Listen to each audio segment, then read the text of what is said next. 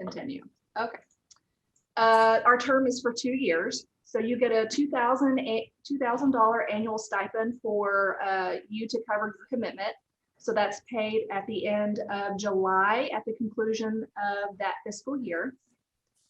We have quarterly meetings. However, there are times when we need to pull everyone together for a specific meeting on a specific topic to get feedback, to get, how are we going to handle this, or just to get ideas on what's going on.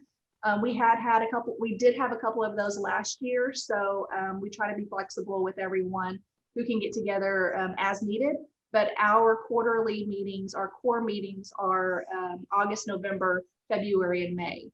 So these meetings tend to last between 4 and 8 hours. Our locations are always going to be virtual. However, we do want to have a one meeting that's in person, obviously pending travel restrictions. We're looking at the spring at this point. Expenses will be paid by Winzer. So I'll be tossing out the question later on to you guys. Thoughts on location? Some echo there. Where you want to go? Do we want to meet in a central location? Do we want to go somewhere? Kerr said I'm paying, so obviously we can't, go to Jamaica or something. But why not? I know, that's what I would go for that. But no, just think about it. What your thoughts are for an in-person meeting in February. So we can have it here if you wanted. I mean, I don't mind traveling, so if it's not here, I'm okay with that. Anyway.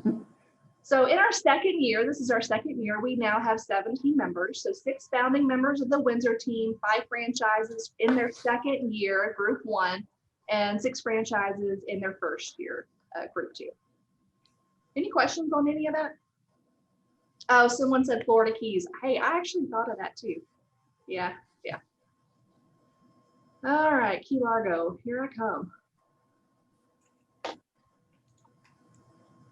All right, so the objectives are today. We got 3 of them. We're going to meet the team.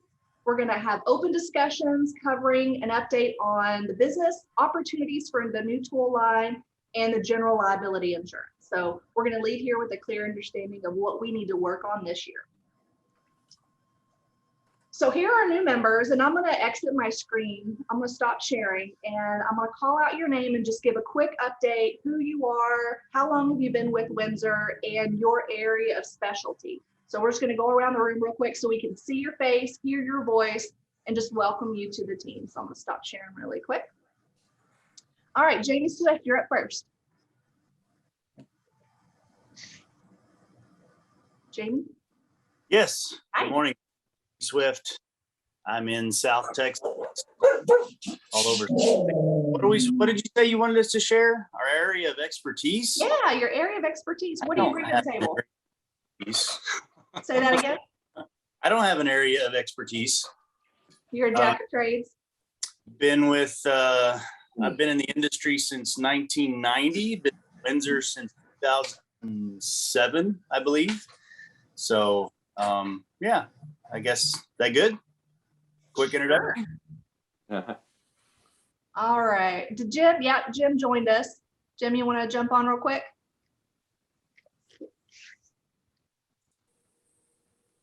All right, we'll come back to you. Jonathan?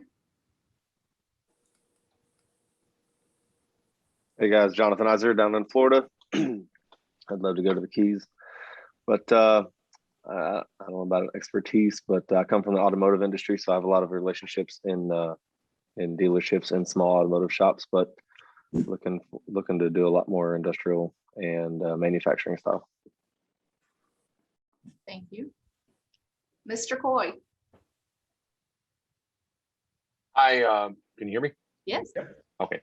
Todd Coy, I'm up in Michigan, Southeast Michigan, and I probably do majority fleet, heavy equipment, and sounds like those dogs are coming in here, and hydraulics. All right. Thank you, Todd. Tony? Tony Pointer, down here in basically Galveston area of Texas, again, Southeast. My expertise would be selling keys, key machines, automotive. I used to work with Curtis Industries before, so I sell a lot of key machines and key blanks to automotive as well as I do industrial too. Been here since 2011. Thank you, Tony. Eric Montgomery, hi, welcome. Hi there. Am I still muted? Nope, we can Oh. hear you. 38, 39 years, something like that with Winzer, one of the kind of original automotive employees when that was all we had. One sample case, metric nuts and bolts, and that was about it to start the whole thing off. So evolved to where I am now. I'm still heavily in automotive as well as in fracking or horizontal fracturing. For those of y'all that don't have any of those in your area, that's started to dominate my territory, and looking to look for rights of succession and things like that as it looks like the graying of the Winzer franchise group is starting to take place. Great. Thank you, Eric. You're welcome. Cal? Good Welcome. morning, everybody. Hi. I'm in the Phoenix metro area. I started in December, so January was pretty much my first month. So I'm one of the new individuals here. As far as the industries I'm in, it varies. I'm all over the board. Heavy equipment, automotive, kind of all the above. So I really don't have a specialty per se. Okay. Good. Al, where'd you come from? I came from Kimball. I was a Kimball rep for about 5 years, 4.5 years, almost 5 years there. So that's where I come from. I've been in the MRO industry for that period. I was in the chemicals. I've worked for ZEP and various industrial chemical companies prior to that. So probably the last 20 years or so. So I got a taste of it, the MRO business with Kimball, and decided to come on board back in, it was December. Thanks. Thank you. Oh, welcome. Thank you. Stephen? Good morning, Stephen Ellis out of Boston. My automotive car dealerships, new car dealerships. But I've been with Winzer for 3 years, and I'm starting to call in independent shops and embrace the hardware business, which has been a lot more profitable, both independents and the hardware business. So that's where I'm at. Real happy. Thank you. Welcome to the team. Yep. Bruce? So I live in upstate New York. I see Todd's got a snow backdrop, so he and I both know what that's like.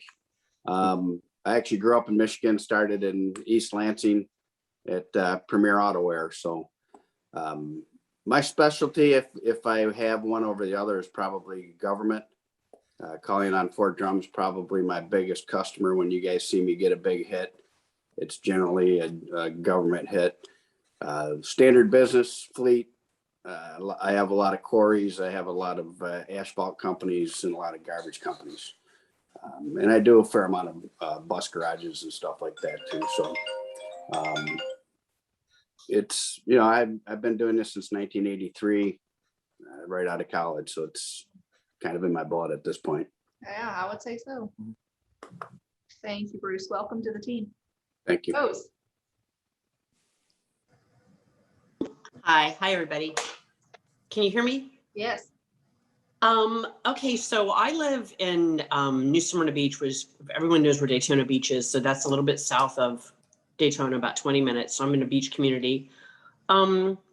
I would say that the majority of, I do a lot of trucking, heavy, excuse me, heavy duty trucking municipalities, kind of all over the map as well. I have a gunsmith shop. I try to deal more with smaller customers. I mean, as in, because I don't really have huge dealerships and I don't really want to focus on automotive. So try to build relationships. That seems to work for me. I've been in the business since 1994, took a little bit of a break, but I'm back with it. I'll be with Winzer 1 year next month. Welcome to the team. Thank you. Last but not least, Eddie Brown Price. Good morning, gentlemen. I started in this business in 1978, June 1st, right at 43 years. I'm still opening new accounts. I open, I think, 9 this year. I do a lot of business with the farmers. I'm going to show y'all one of them right here. Can y'all see it? Yay. I I love stuff. They give me plenty of it. But half of my business is farms and half is everything else from automotive plants, parish maintenance departments, diesel shops. I just have a wide variety, but half of my business is farms and I love it. Thank y'all guys. Thank you. Welcome to the team. All right, Thank we'll quickly go around the Windsor team. Jason, you want to go ahead and start? Sure. Good morning, everybody. Jason Loft. I'm in the marketing department. I've been with Winzer for about 10 years now. I know I've had a chance to talk to pretty much everybody here on this call a couple of times at least over the last 10 years. But our goal here in with us wanting to really start this is to open up lines of communication. That's something that's very important to me. I've worked in the product group. My background is chemicals. And now our goal is to try to give you guys the tools, the resources you guys need to go out there and sell all of our products. So I'm going to push you guys. If you consider yourself to be a nut and bolt person, I want you guys out there selling chemicals and everything else. If you're a chemical person, I want you out there selling nuts and bolts as well. So we're always looking for new ideas. We welcome those things. So please, reach out, get a hold of me, get a hold of anybody in my group, and keep the ideas coming, because that's the fuel for us to keep things growing. Thank you, Jason. Danny?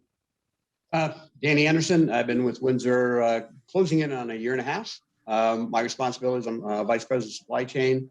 My responsibilities include the purchasing group, the products group, specials team, and then the warehousing distribution operations. It's fair to say that if you need something, it probably is flowing through my group, and it's probably the good place to start. If you're on credit hold or something, that's a different group, but most of what you're looking for should be coming through my group. With that being said, you may have heard of some challenges out there. We're working on it. I'll get into more detail later on in the presentation, but you're always open to give me a call. And if you do call and I'm not here, I end up sitting in a lot of meetings, leave a voicemail and I'll work to get back to you as quickly as possible. Thanks. Thank you, Danny. Ed? Yep, Ed Connery. I've been with Windsor for just under 2 years. It'll be 2 years next month. I'm the Director of Business Intelligence. My background is supply chain and technology. Kind of always been in the middle of where the business and IT meet.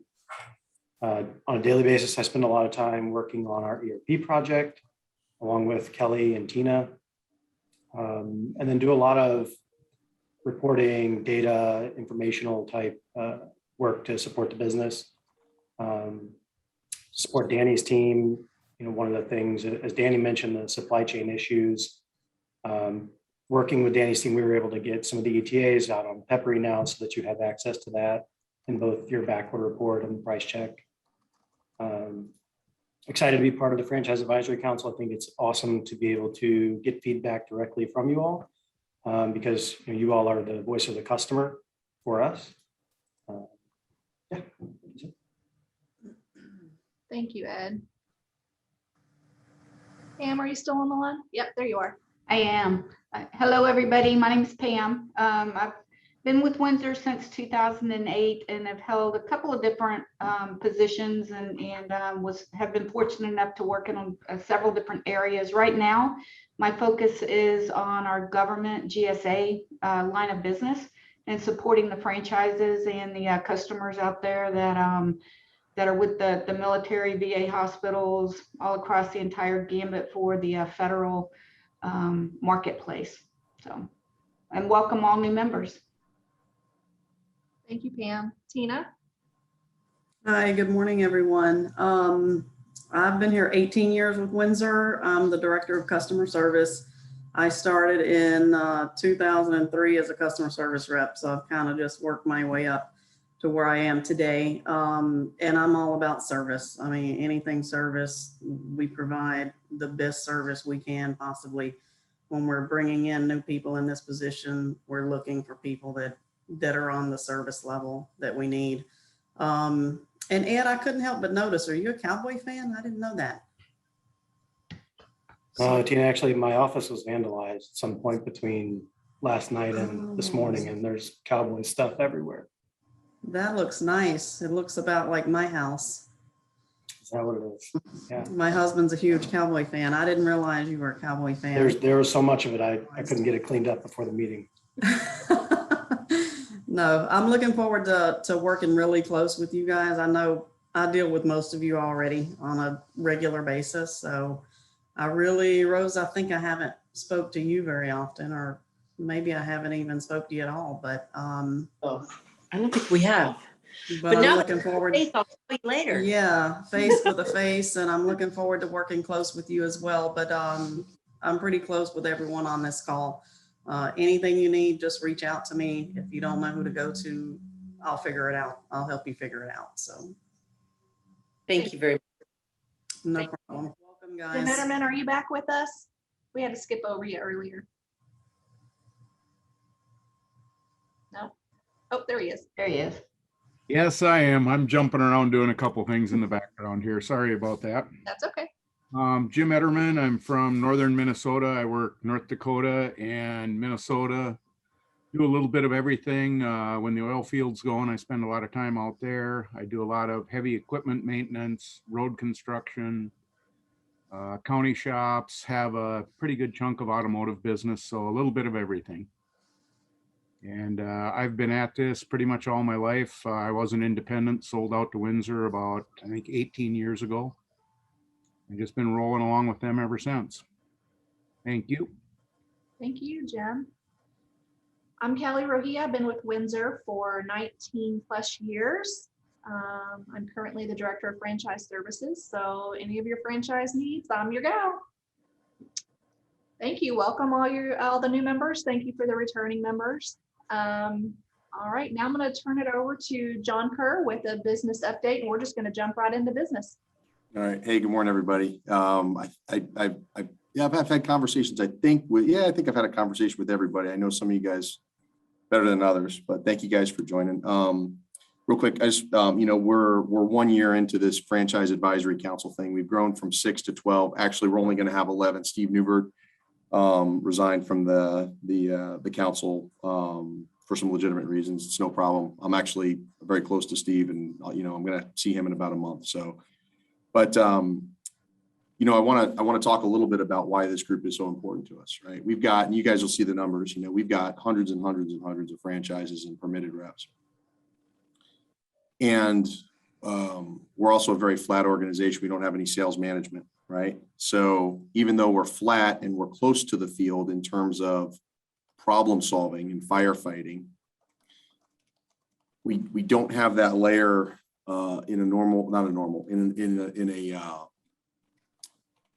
a W-2 type of organization where you would have a sales leadership structure that is able to kind of keep perspective, right? They're not involved in all day long. They're not working on the next order or solving this problem, right? And so we were missing that when I got here. I'll be here 2 years in October. So we started the Franchise Advisory Council a year ago. Appreciate everybody that joined it out of the gate. There's two specific things that the Franchise Advisory Council kind of shook us on last year and said, hey, it's nice that you're talking about all this other stuff, but you got to get this fixed now. The first one was Peppery, and it was probably the second Franchise Advisory Council meeting last year. At that point, we probably had a little over half of the franchises were on Peppery. The other half were still using Notes and Bolts.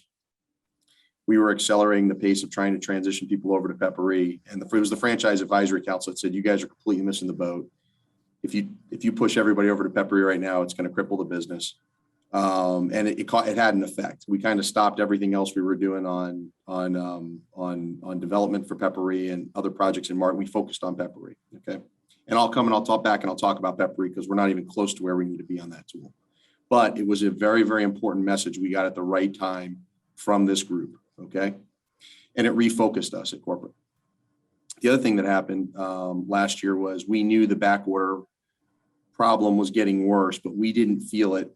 I shouldn't say that. We didn't have the same perspective. Danny's team was firefighting, but it was a Franchise Advisory Council that said, hey, you guys have to get your arms around this back order stuff. It's getting worse fast. And again, that refocused our efforts, and we're going to show you some of the tools that we developed to help firefight the back order stuff. Okay. I say that because, you know, I want you guys to understand how important we think this group is. Okay. We're going to share with you ideas. We're going to talk to you about the things we think we're supposed to be working on. The things we think we're supposed to be working on right now reflect feedback from the Franchise Advisory Council from last year. You know, some of the things that you guys have asked us to do, we've made progress on. Some of the things you've asked us to do, we haven't made progress on. Whether we've gotten something done or not, it doesn't diminish the importance of working to to build the business better. We've got some brand new franchises on here. Cal, welcome, right? I'm excited to have you with recent perspective from our competitors. Rose, you've been here. Rose, I missed that. How long have you been here for? Are you going on 2 years? Oh, hang on. I don't know. It'll be 1 year in September. 1 year in September, right? Okay. And I'm sorry, Rose, where were you before? I can't remember. I was with Worth. You were with Worth, okay. And then I've been all over the place. Yeah. You know, Steve's been here a little bit longer, but we've got some really good perspective. You know, Bruce is from from an acquisition. Bruce, when were you guys acquired? It's been 4 years, 5 years now? 2016. 2016, right. And guys, Bruce said he lives in upstate New York. Bruce lives in the zip code north of nowhere, New York. All right. So if you're ever going to go visit Bruce, do it before the snow flies in, I don't know, August or September. And then don't try and go back until May. Right now. Yeah, right about now. Right about now. So it's not cold. It's not cold in Michigan, Todd. I promise you. Okay. Anyways, just a little kind of intro, guys, to how important this group is. Okay. You guys, and I say guys, I got to apologize because we have lots of women on the team too. That's my background in the military. But the folks in this group, be them at Winzer corporate or out in the field, you guys will have direct influence, more influence on the direction of our company and what we focus on than any other group of people. Okay. Certainly more influence than the people that own us. Okay. And I've got ideas and I'm going to share those ideas with you. And if you think they make sense, I'm going to pursue them. And if you don't, I won't. All right. So it's really, really important. I thank you guys. And I know your time is money. Okay. You guys, we don't send you a check unless you sell something. And everybody on this call right now is not selling something today, except for Todd, who has a small army working for him. All right. Okay. So I am going to try and share my screen here. And a lot of the stuff, a lot of the things that I'm showing you guys, it's going to be hard to read. It's stuff that's really prompting me to make sure that I hit the points that I think that I want to share with you. Okay. So you got to tell me because I can't say.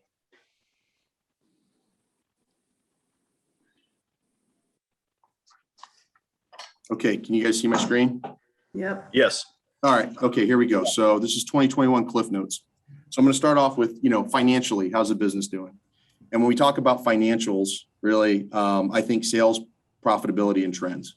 So franchise sales last year, 2021, were actually pretty flat with 2020. Okay, so overall, the franchises at the top line did well and really recovered in the second half of the year. But we did about $6 million in PPE, and our margin on PPE is about half of what it is on our traditional products. Now, in 2020, we did probably $15 or $16 million of PPE, right? And that PPE sales is slowing down, although we might see a little bit of a resurgence, right? So anyways, the franchise sales last year was about average, but sales dollars don't pay the bills. Margin dollars pay the bills, and the margins were down a little bit, completely understandable. Okay, our current run rate. So if you look at our run rate over the last 90 days, we're running at about 105%. And I put in here previous year, it's actually pre-COVID and much more normal margins. So our margins have recovered. But we have to be cautious because we've got inflation. Okay, Danny, I'm probably going to steal a little bit of your thunder when I go through my presentation. It's just because I think talking about inventory is so important. So I apologize in advance. I didn't share my presentation with you, but I'm probably showing some of the same slides you're going to show. Okay. Yeah, but we're healthy, guys. Now our growth, actually all of that growth has come from inflation. We're not selling more units, right? Because we've had multiple price increases since 2 years ago. Okay, but it's a good sign. Okay, I'm going to give you some perspective on others in the business too. Okay, in general, our larger franchises, so those franchises selling over 250K, and our walk-ons are doing very, very well. And I don't want to presume. So a walk-on, guys, is a professional that we bring in from another business, right? We've got a couple of them on this call. So we call those walk-ons, all right? And the walk-on group for 2021 is the best walk-on group that we've had in the history of Winzer for sure. And I'm going to share some stats on those. So it's the small franchises are struggling, and I say struggling because I'm empathetic. The other way to say it is the smaller franchises are not producing, right? Like they were. So our income, right, at the end of the day, how many dollars did we have to spend? Our net income was down about 25%, which in total is disappointing, but it's not catastrophic in the least. We could have absolutely pitched a turd last year. Like everything was there for us to really, really struggle, okay? I'm going to talk about the key levers in distribution in a couple of slides. We did a good job of managing margin and getting our price increases through. And you guys did a good job, especially the larger franchises and the walk-ons did a good job of driving your top line growth. A lot of you guys on this call actually had a really solid 2021 between some growth. You might've gotten a PPP loan depending on how your business is set up in those things, right? But our net income was down about 25% because the franchise margin was down because of the PPE.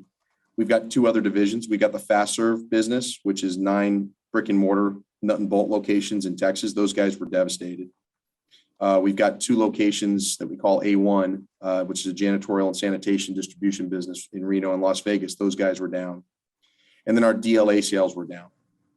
On top of that, although our head count's pretty flat, we've added more payroll because we had to staff up our IT department to do all these computer projects.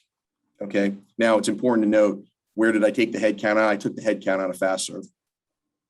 So we don't have fewer corporate employees today than we did previously. We have fewer employees in FastServe. That business is a business that I would say we're in turnaround mode on, the FastServe business. Happy to go as deep on that as you guys want, but that's not the focus of the conversation or the focus of my presentation.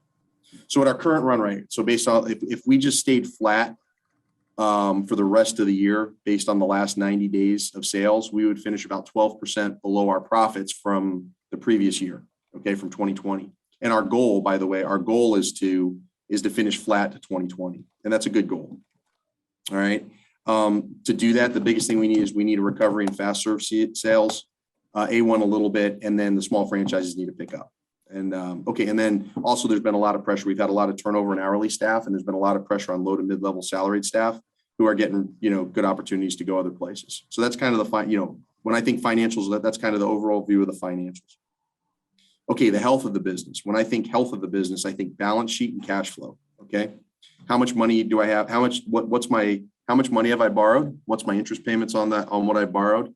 And how am I doing at paying cash do I have enough cash in the bank to make my payments every day, to pay my vendors, to pay my customers, to pay you guys remuneration?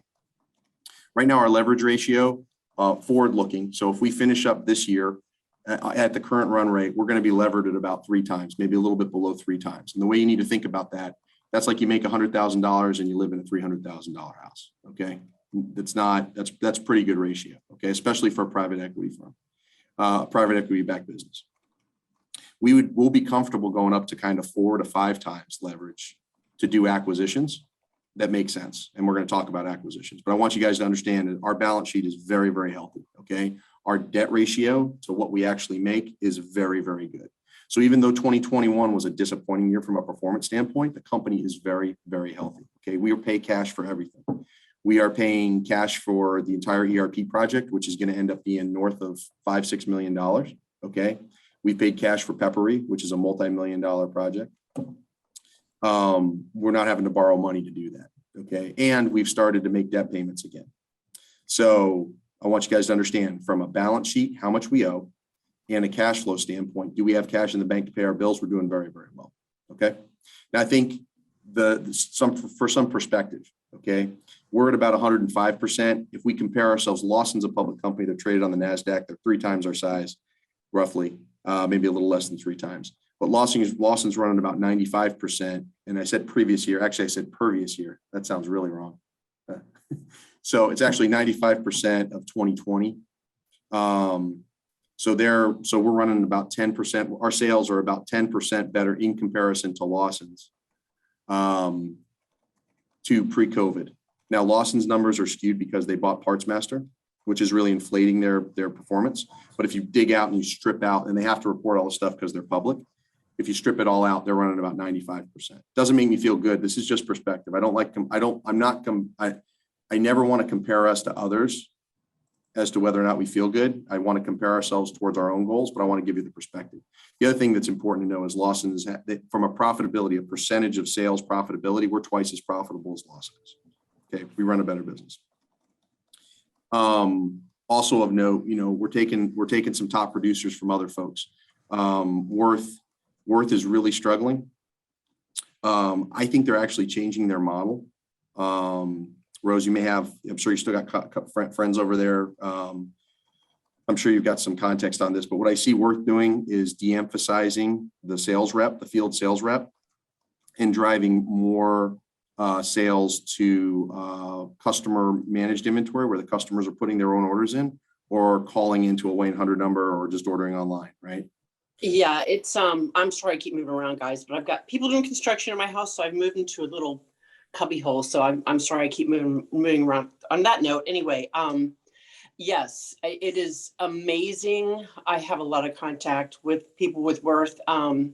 What's really crazy is about a week ago, I came home and there was a box at my front door from Worth, and I'm like, dear mother of God, what is happening?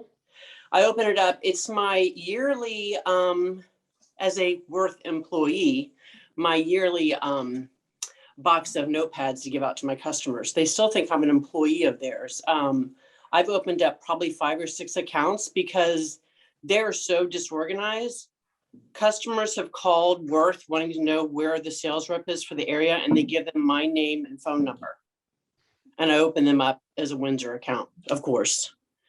It's crazy. I don't know what they're doing. I mean, it's unbelievable. It's really kind of sad, quite frankly. It is, yeah. You don't want to. I don't want to dance on everybody. I'm not the kind of guy that wants to dance on somebody's grave. Worth's really struggling.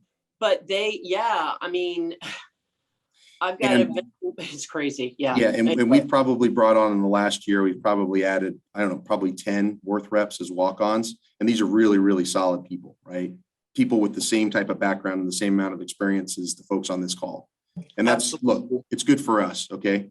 The other thing I didn't mention about our profits, guys, we pay because we pay stipends to walk-on franchises. So we pay them to get their business started, and that costs us. It's not a cost; it's an investment, but it comes out of our profits. And it's north of $1 million a year we paid last year as stipends for these walk-ons. But I'm going to show you why it's so important. Like, we can't ask somebody with 20 years experience to come join us and say, hey, welcome to Winzer. We'll send you some money when you sell something, right? They've got to have some predictable cash flow. So what we do is we offer them a stipend, and that stipend starts to trickle off, so that they have to replace that. And what we do is we pay them the higher of either the stipend or what they produce. Actually, no, now we pay them the stipend plus whatever they produce in sales. It's been working really well. I'll go over some of those numbers for you. Okay. And I'm also very optimistic because we just got our first Parts Master walk-on to commit yesterday.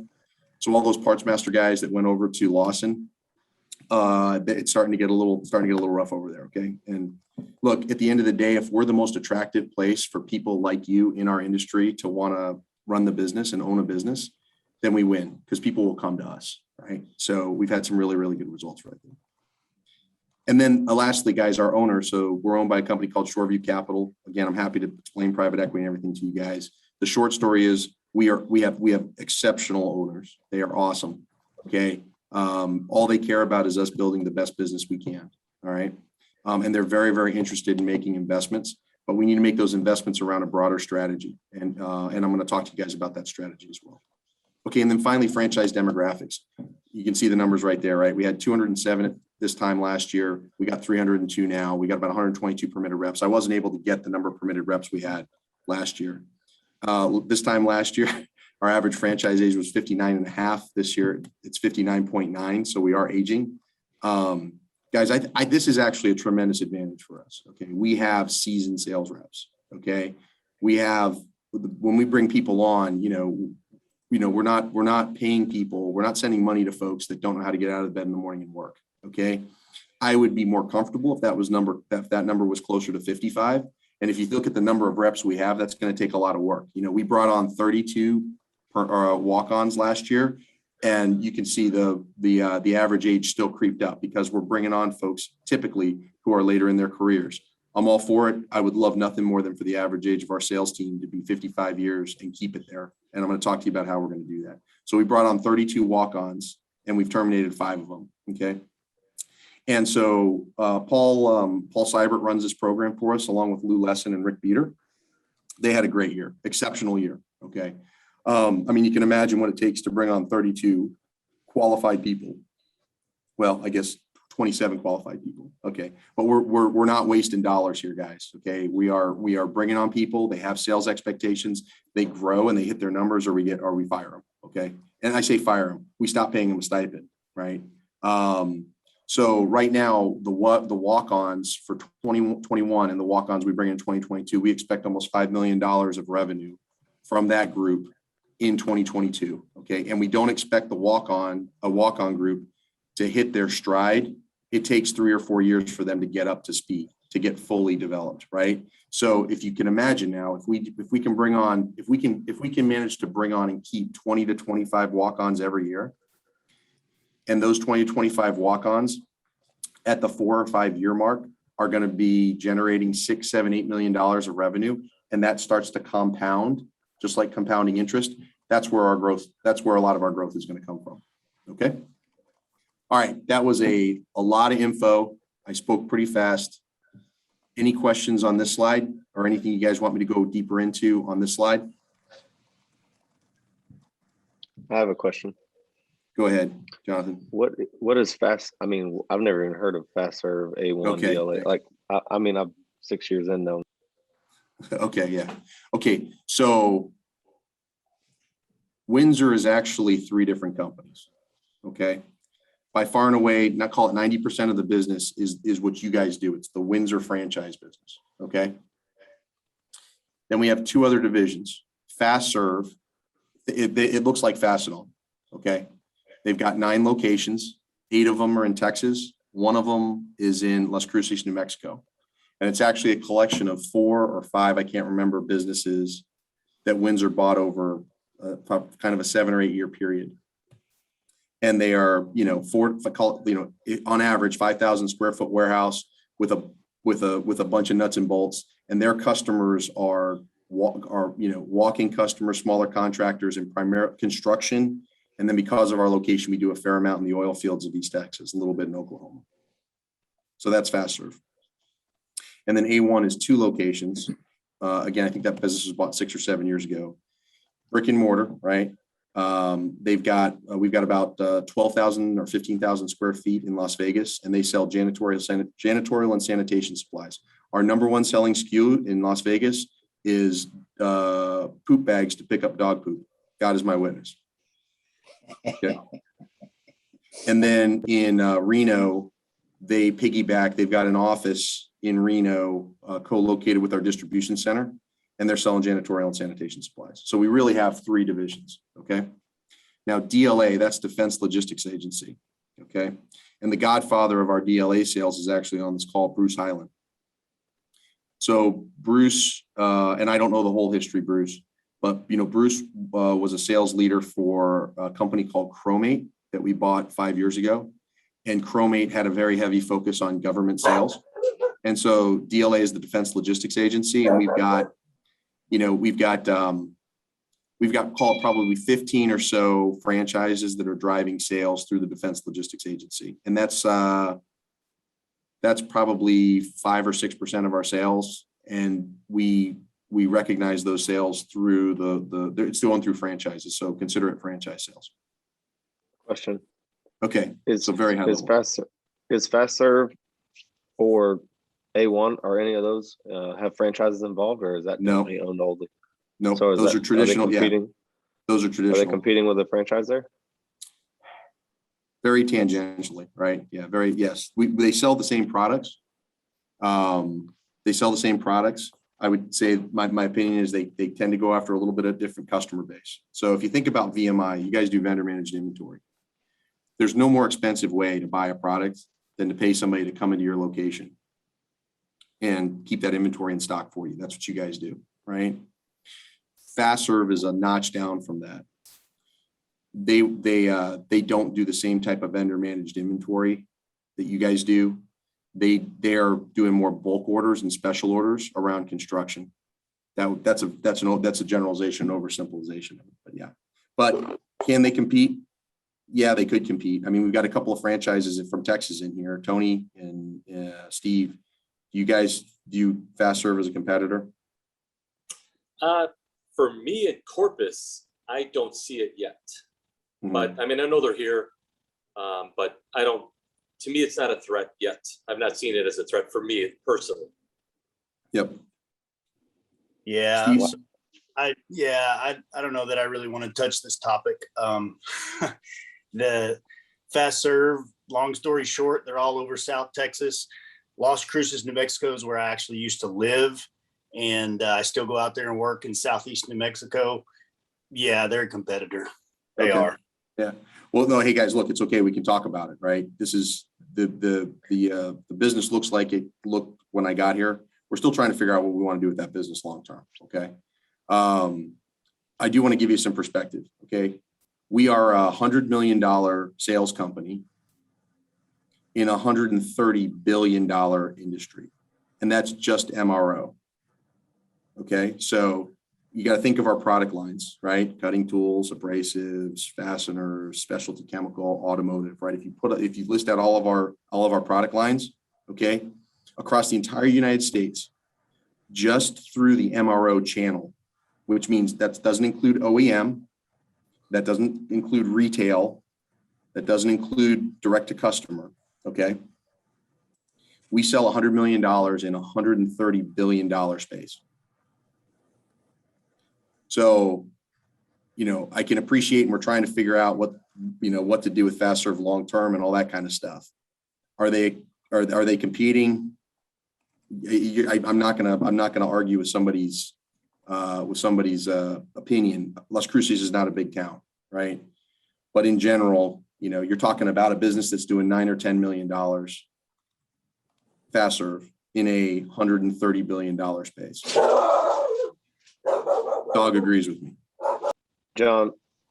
Yeah. I mean, we could talk later, but what stops us from making that a jobber and involving a franchise? Because I mean, here in my area, people love that location is there. I mean, so yeah, so Jonathan, the original jobber based. Yeah. So the original strategy from what I was told was kind of that they were going to expand and open up locations all across the country. And then they were going to work the franchises into the brick and mortar.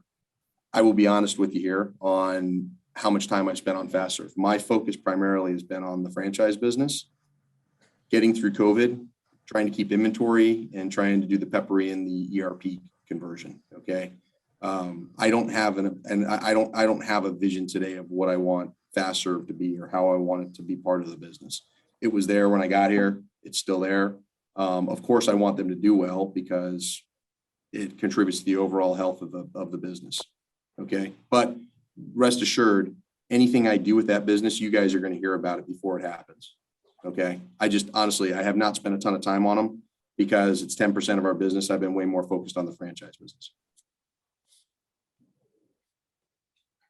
John, I do have a question for you. Yeah, go ahead, Tony. Before COVID hit, we talked about the apprenticeship program. Yep. And I see that with the walk-ons, we have a great success with walk-ons. Have you re-entertained putting the apprenticeship program back into focus? That is a great lead in. Thank you. Okay, I'm going to get to that. And I think it's on the next slide. Just hold that thought because I've got that on. I've got specifically going to talk about the apprentice program here in just a few minutes, Tony. Okay, guys. So these are all of when we look at our sales every day. This is how we look at it. Okay, so when we say Winzer, this is the traditional VMI, non-DLA. Okay, DLA was Defense Logistics Agency. So if you can see, kind of August of last year, average daily sales was 286. In July, we were at 293. So you can kind of see we recovered. We got slow in the middle and then it came back.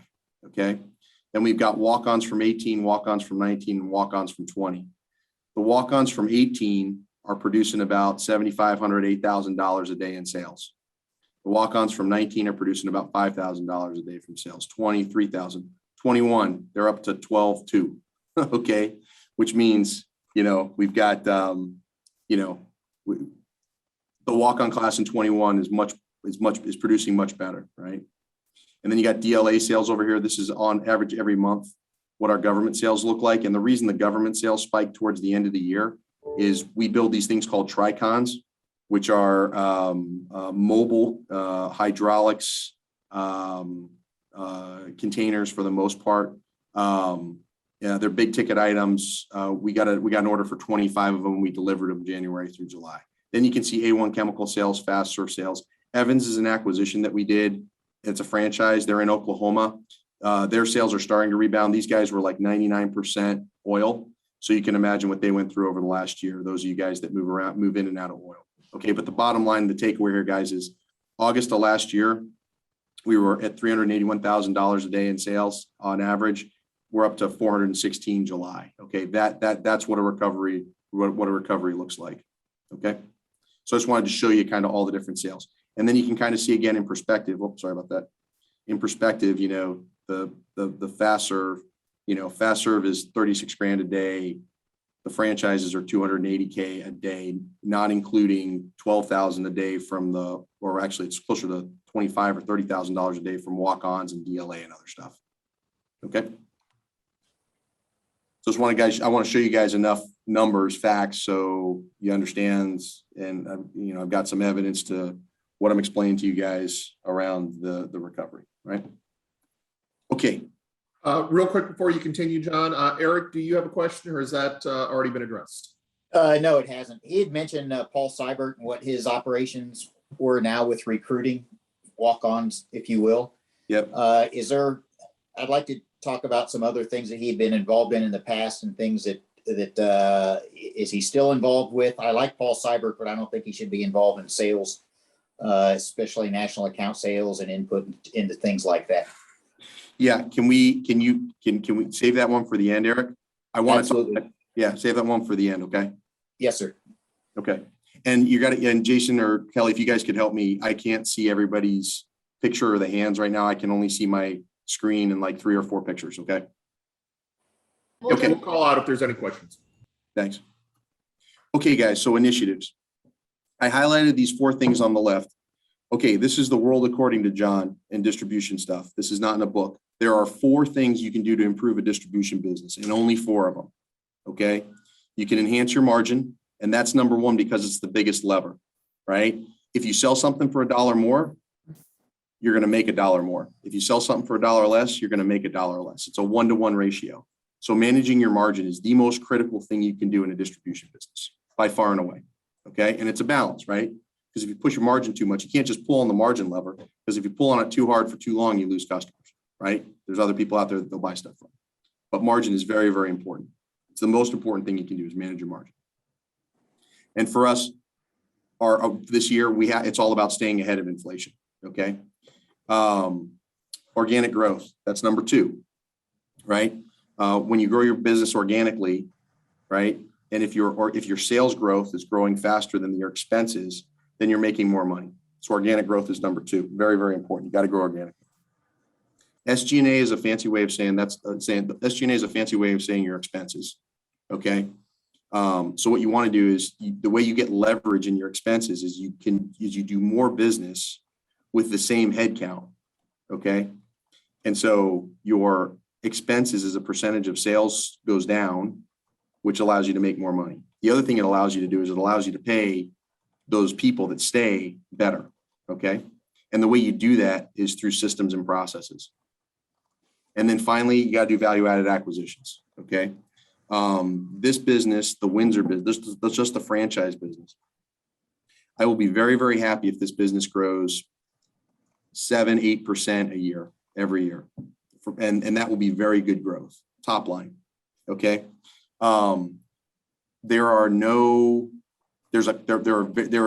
a very, very few, like 1 or 2 acquisitions that we could do that would grow the business appreciably, that would fit into the franchise model, which means we have to grow by having people walk on. We have to grow by adding apprentices to the strong franchises that are already here.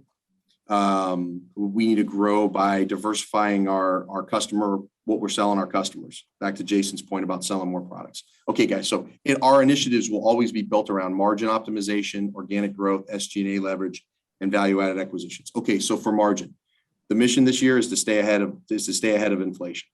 We got to stay ahead of inflation.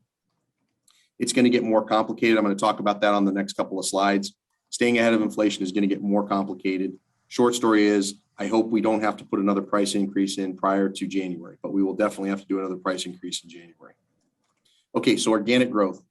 These are specific projects we're working on. The walk-on program was awesome. I feel really good about where we're going.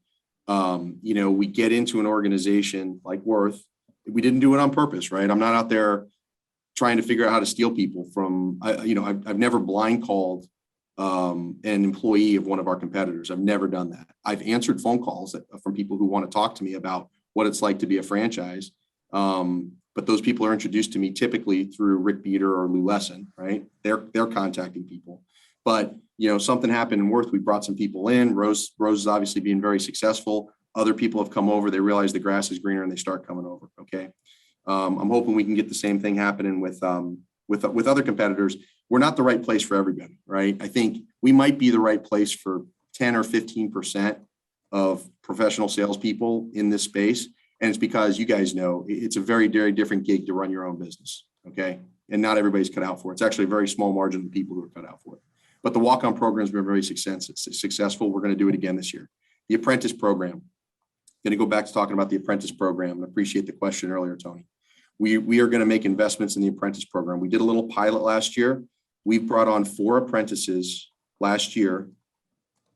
In one case, we did the recruiting. So I've got an external recruiting firm that is learning how to go out and find good apprentice candidates.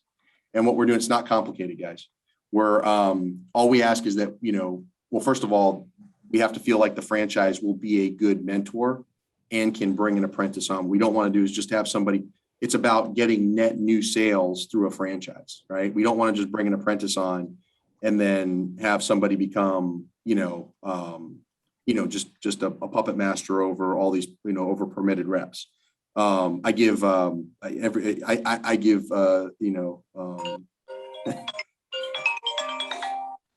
okay, sorry about that. Yeah.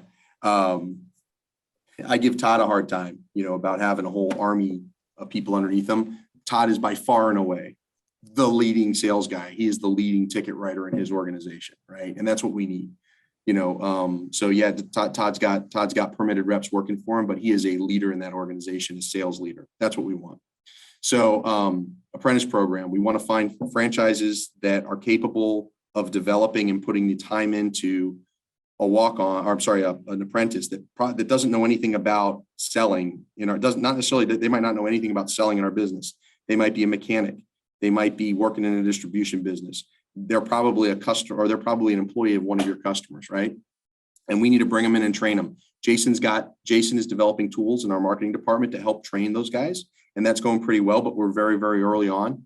And what we'll do, guys, is we will split the expense. We got to guarantee those folks an income. We'll split the expense with you for a period of time. So you've got skin in the game and I've got skin in the game to make sure that this apprentice is either bearing fruit or we cut them loose and go out and get another one. Okay. I don't have a whole thorough presentation on the apprentice program for this deck. What I would tell you is if you guys are interested in the apprentice program, you can send a note to myself and to Paul Seibert, okay? And we will reach out to have a conversation with you about the apprentice program. But again, big numbers. We're looking to bring on another 30 or so walk-ons this year, and we're looking to bring on about 20 apprentices. I think right now we've got a list of about 25 franchises that are interested in an apprentice, and we feel like are qualified to lead an apprentice and bring an apprentice on. But let me hit the pause button there. Tony, did I answer your questions, or do you want to go into more depth on the apprentice program? No, yeah, you answered it. I'll send you an email to you and Paul then. All right. Because I've had 2 candidates for over a year. I know COVID's been crazy, but I've got 2 guys that would be perfect that are in their late 20s. That's awesome. That are hungry and entrepreneurs to do this stuff. And they're in the automotive industry, so they're already in it. It's not like they're employees of other dealerships type of thing. So Good deal. would be perfect. So, no, you have. Got it. Todd, you're one of the 4 guys I can see and you got your hand up. What's up? You're muted, Todd. Sorry. right. I saw the franchise count and that seems low. Were we up like at 400 or something a couple of years ago? Or closer to 400? Or am I just... If you've heard the 400 number, the 400 number is closer to the total count of franchises and permitted reps. Okay, so we haven't lost a bunch of franchises and reps in the last couple of years. No. Okay. No, I mean, so so you can do the math. We added 32. We got rid of the five walk-ons. Our numbers went up. I can't remember because I'm on the slide. Maybe it's 18 or so. Yeah, no. Last year, Todd, we had we had a handful of retirements and we had a handful of folks that just weren't doing anything, and we just terminated their. They weren't even close to their minimums, and we terminated the agreement. And by the way, guys, we probably half of the franchises don't sell the franchise minimum a month. Okay, so. Okay, government. We need to expand our sales channels. Today, our primary focus is DLA, the Defense Logistics Agency. If you guys sell into the government, this will make some sense to you. If you don't, I'm going to start speaking a little bit of Greek, okay? But my goal is over time, if there's a military installation or a government installation within 100 miles of where you live, we need to train you guys to be able to go in and sell that government installation. Okay, government sales should never be a large part of the overwhelming part of your business. Government sales to some extent is boom or bust. Government sales is absolutely gravy. Okay, if you get the gravy, that's great, but you can't build your business around it, right? So expanding channels. Right now we sell through DLA. We hired a guy, Casey Palmer, who's actually, for those of you guys that know Freeland, who's back as a franchise. Freeland Palmer was a #1 franchise for a long period of time with us. He left, just came back about 6-8 months ago. His son, who started working with him when he was 12 years old, I hired his son, and he is now our director of government military sales. He's been here for 4 months. Didn't know anything when I hired him, doesn't know anything about government and military sales, knows a hell of a lot about selling.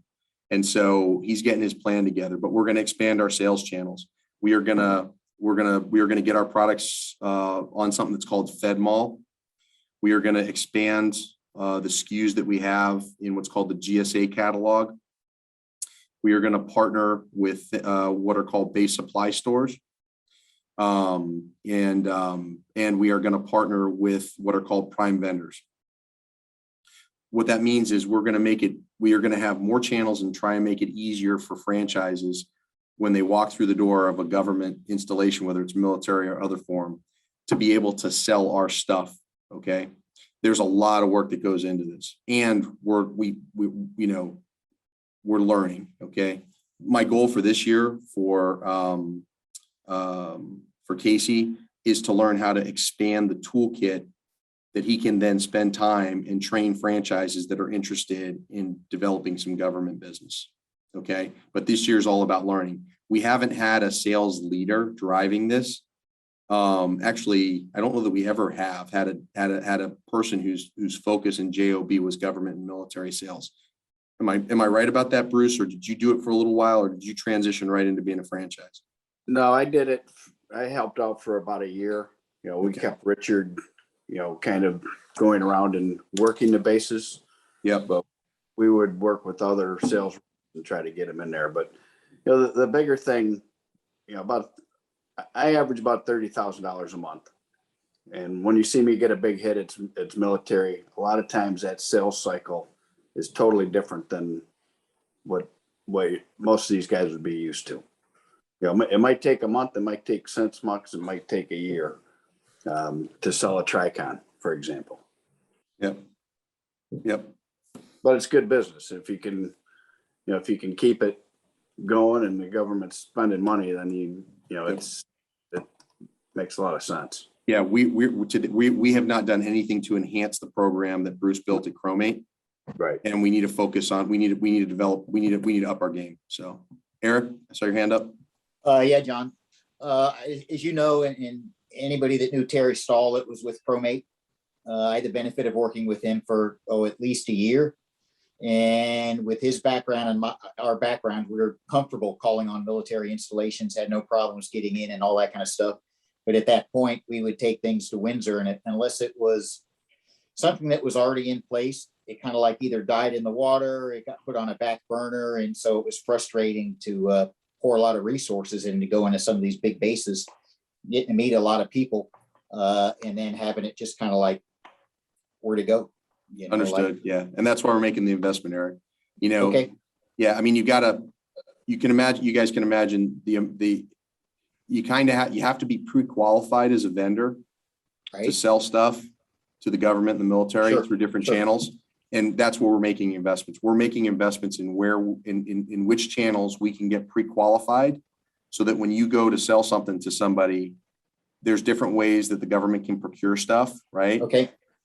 Okay, we can deal with DLA. We need to be able to deal. You need to be able to walk into a motor pool on a military base and say, hey, I can fill your bins, right? And we can't do that today, but we're working on it. And we can walk. Well, if we get to this point, we'll be pre-qualified to the point of our gate pass will be guaranteed, if you will, either as a prime contractor partner or something along those lines, and we won't have to spend months trying to find a sponsor. To get it passed. Okay. Yep. So we're making investments now. I don't expect that we're going to see a big bump in government or military sales this year. Sure. This year is all about Casey figuring out how to develop the tools so he can go out and train you guys individually and get you through the doors. The other thing we're going to be investing in is, you know, if Casey's, this is what I've told Casey, if he's going to go out and spend time with a franchise that doesn't already have government or military customers, he's not allowed to go see you unless he is already networked and has a sales call set up on the base or installation that he's going to take you to. Excellent. So, yeah. So Casey, I've told him, Casey, you're not allowed to start traveling and going out and spending time with franchises to teach them how to do anything until you've got a toolkit to train them on, and you've got sales calls to take them on. So you already know how to get through that front door at the base. All right. I got a lead from him, but it was for the DLA here in Columbus, and unfortunately, and I've been calling on them for years, and kind of like the best response that I've been given is not something that I probably should say in front of the ladies in the audience. But I know you've heard it before, Kelly, but not for me, of course. But I wanted to get back to him and say thanks, but it looks like this lead was culled from a list, basically because they haven't purchased from anybody. And to John's point was, we need somebody from Winzer on the inside that can actually go in there, get a name, even help us to get a firm appointment, other than us, once again, going through the SOPs and trying to run it up the chain of command to get our butts through the front door, which absolutely is, as y'all know, can take forever. Some of these places. This is a multi-year project to get good at this, but we got to get started. In my Yogi Berra, right? We got to get started to get finished. So we're getting started. And the guy we hired is very, very talented. Okay. Copy. All right, thanks. You have your hand up, Todd. Yeah, I just wondered, does Winzer hold any house accounts when it comes to this stuff? Are there orders and purchases going through this system with no franchise attached? There have been into the DLA, I would have to go back and take a look, okay, on how many. If we sell on average 20 or 25 of the Tricons a year, I think, Bruce, you might know this better than me, maybe 3 or 4 of those were sold kind of direct to relationships that Richard Luth has, where there just wasn't a franchise that covered a base. So we don't have a direct, but we do not have a direct sales effort that does not include the franchises.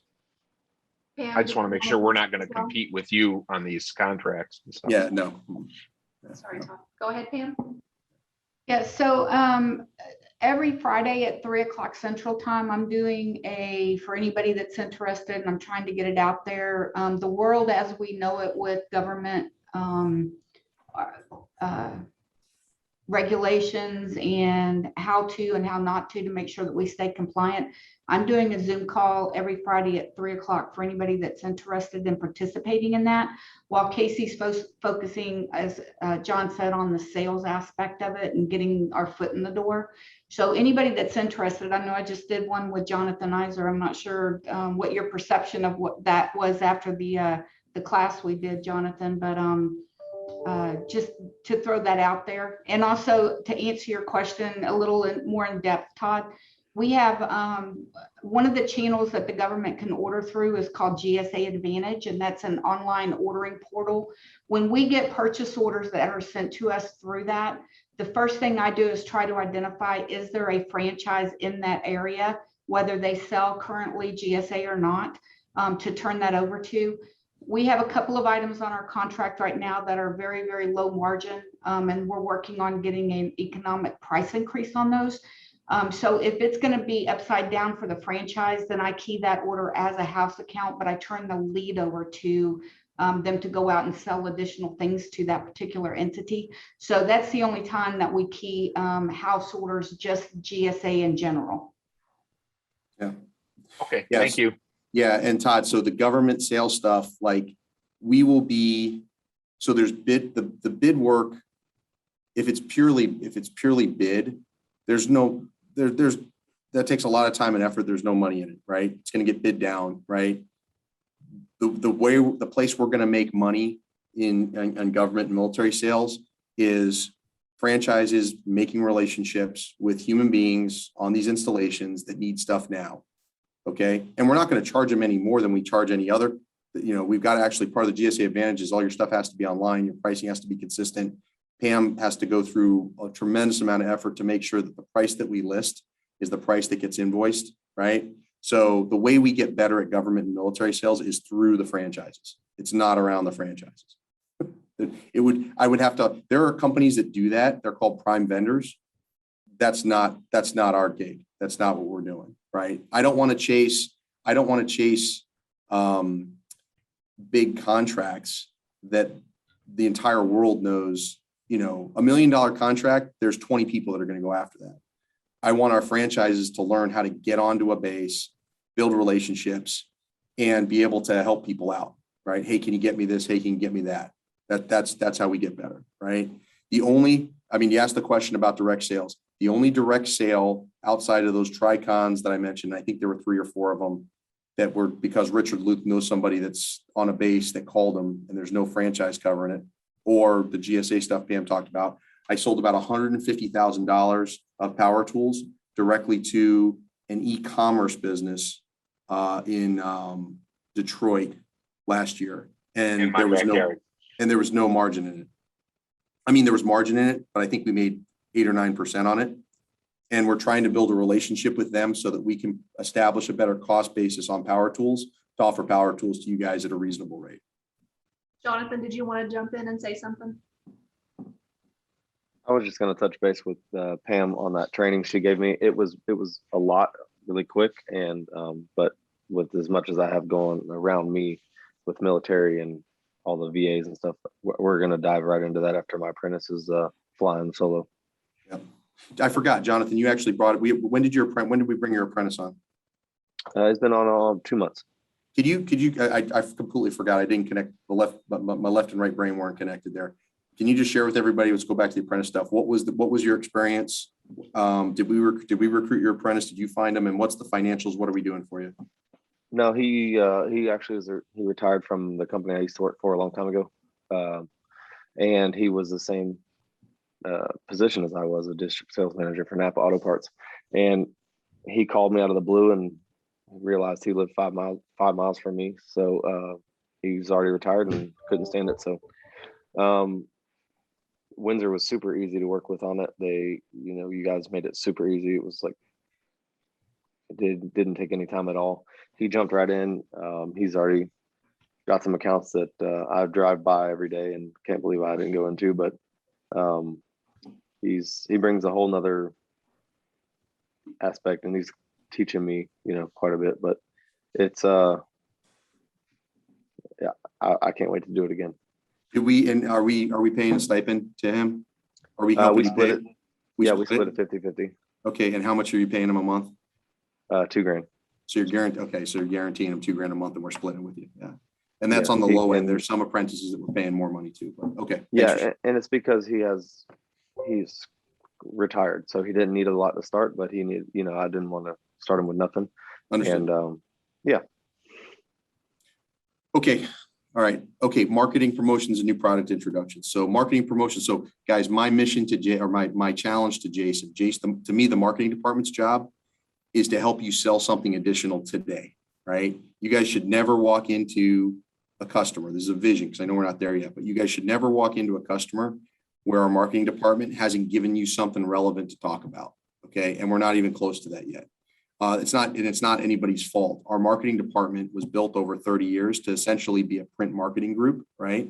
And we kind of did a little bit of digital marketing, some new product launches and stuff like that, but marketing promotions and delivering relevant marketing promotions is not something that we were good at, or we still got a long ways to go. So what you guys are going to see this year is if you guys remember on Peppery last year, we spent some time developing the sales support tool. We are going to, and if you get into that, and we sold about $1 million more last year because people use that sales support tool, which very simply, if you click on the sales support tool for a customer, it would offer you, in some cases, thousands of items that customer is not buying from you, and it would offer you those products at a discount that you could pass along to the customer, or you could put in your pocket. And it drove about $1 million worth of sales. My goal was to drive $5 million worth of sales. We didn't even get close. Jason looked at all the analysis, and again, I don't have it built into here, but he's going to have a much more focused program that's going to be limited to many fewer SKUs. It'll be more topical and seasonal, but you guys will be able to still click on that functionality in Peppery and have promotions pop up that are relevant for your customers. Okay, and then the other thing is new product introductions. We've got a schedule. We've got a schedule that's coordinated with our product line review, which we're going to start for the first time this year, to launch new products. And is it a new product every month, Jason, or what's the schedule for the new product launch this year? Schedule for the new product launch, working with James's group on getting that rolled out. But yes, our goal is to have something new to talk about on the Q&A, tied in with promotions, tied in with marketing content at least once a month. Once a month, yeah. So the focus, yeah. So the focus for marketing guys is to refine that sales support tool that we rolled out last year, so that there's the amount of possible opportunities is much more focused. It's seasonal, it's topical, and then to launch a new product every month. And then embedded in that is we need to get better at our demos. We've got a virtually non-existent tool set for you guys to use for on-site demos, right? We need to be better at giving you guys training and actual demo tools, so when you walk into a customer, you can talk about new stuff. Right, Eric? A few questions. I saw Todd's hand go up first. Hey, so I'm wondering, these new products, where are we getting that information as far as what needs to be added? Is it the marketing department that are coming up with these, or because I've made a ton of suggestions that now I end up just buying myself and bringing it in, my reps, and I sell it as bill only. You ask for something new or necessary to Winzer, and it's like you're better off trying to get a bill through Congress than you are getting the product added at Winzer, and it's incredibly frustrating. So now we're going to add something new, and I'm like, well, who's making that decision? Because is it somebody in the field that actually has to sell it, or is it somebody at Winzer that goes, oh, this looks like something they can use? Yeah, and I could address that real quickly, Todd. Yeah, the plan, and Danny, you might have some more insight on this. But the plan is, as the product group is going through the line reviews, to form franchise focus groups that are tailored specifically to that product line. So reaching out to the top, let's say, half a dozen franchisees that sell electrical products when we're reviewing the electrical line, and see, what products do we need to bring in to fill out the line properly? What products, need to go away because they're no longer relevant? And using that feedback to help bring in those new products. So yes, to answer your question shortly, there needs to be focus group and franchise interaction from experts in the field on all of those lines. So these items that you've already got in the queue to add, just like the drill bits, and the drill bits are fine. It would have been nice if we had them in stock, but that's fine. But did that get run up the flagpole with franchises? Maybe they did. I'm not saying it didn't. I'm just asking, like, these things that you've already got in line to come in, who made those decisions? Was that, again, was So, it brought? so for instance, two of the products that we have coming out right now, we have a couple of new auto body panel adhesives from SEM that are coming out. Yes, we did receive franchise feedback on those specifically. And then another product is actually a enzyme pump to work with some of our enzymatic cleaning products in restaurants and other types of places like that. And yes, that was based on franchise feedback specifically that came in of users that were using that. So, Danny, I don't know if you have any insight as far as the schedule moving forward on the overall line review, but I don't believe the line review has started yet. Has it, Danny? It has not, but a great example, and Todd, you're knee deep in this one, is, we recognize that when we take a look at our automotive and truck lighting, we're way outdated. I mean, most of ours are incandescent, and then the limited items, limited LEDs we do have, we don't sell very much because our pricing is, set 3 or 4 years ago when the market was quite a bit different. So during the product line review process, we're actually taking a look at that and rolling those forward. Some of those are, lack of a better term, intuitive. If I've got an incandescent tail light and an LED tail light, I'm not sure that franchises are gonna really want to hold on to incandescent. So some of those are just progressive as we kind of roll forward. But as Jason mentioned, that auto body epoxy was definitely one of the things that we saw out in California that had a great market we just weren't aware of. And then once we did some research with the franchisees out there to figure out what makes this new, different, or better, and it's a really good business case to add it in. And then we're going to go with the marketing guys to make sure that they're understanding how do we present this new auto body epoxy, panel epoxy to the rest of the world, rest of the franchise world, so that they understand what the selling points are for this. And like I said, some of them are just evolutionary, like incandescent to LED. I won't say any more about this. I won't beat it to death, but I will just say, like, and no offense to anybody here that sells this enzyme, but my goodness, it seems like there's got to be 1,000 other products that could be added that would probably benefit virtually every franchise in the system, as opposed to adding. I didn't even know we had an enzyme thing, so that's my fault. But I don't know. It just seems backwards. But okay. But Todd, let me, guys, because we got to get through this deck because there's other stuff to go through. This is great conversation. I just we are not good at promotionals, and we are not good at new product introductions. We're not. Okay. I'm optimistic. I think one of the reasons that we're not good at marketing promotions is because we were so reliant on email and paper. Okay. Which is inconsistent. Jason has done some great work and modifications to Peppery allow us to now deliver that. You guys hear that yell? What the hell was that? Yeah. All right. Before you move on. It actually was where I am. I'm in Tulsa, Oklahoma right now in a little, I don't know what the hell that was. Before I thought it was Rose's construction company. Yeah. Eric has had his hand up, and some things going on over on chat. Steve Ellis did suggest us to do a quick tutorial on how to use the social media. So that's a great idea. We're going to put that in motion. Just want to throw that out there if you haven't seen what's going on in the chat. Eric, go ahead with your. I'll come, Kelly, let me just finish my thought here. Okay, sorry. Let me finish my thought. So guys, we are not good at marketing promotionals and new product introductions. Okay. Here's my message to the folks in Plano that are on this call. Okay. Roll out products that are relevant and will have an impact for the franchises. And the only way you do that is by engaging the franchises. Okay. Now I want to taste the sausage at the end. I'm not going to tell them how to make the sausage. Everybody that's on this thing, everybody that's on this call this is awesome. Everybody that's on the call, you guys are professionals. Okay. And then new product introductions. don't launch a damn product unless we've got inventory in stock. And you know what? Have too much inventory in stock. If we're going to launch a new product, work it out with the vendor that we've got more than we think we need. And if in 180 days we haven't sold through that product, we need to be able to return it. Okay. But don't launch another product without having the barn stacked to the gills with it. So if it takes off, we've got product to sell. Okay. And we've got a lot of work to do on those fronts. But I'm very encouraged. This should be our breakout year in terms of marketing promotions and new product introductions. Okay, Eric. Sorry about that. My security forces were enabled there real quick. Yeah.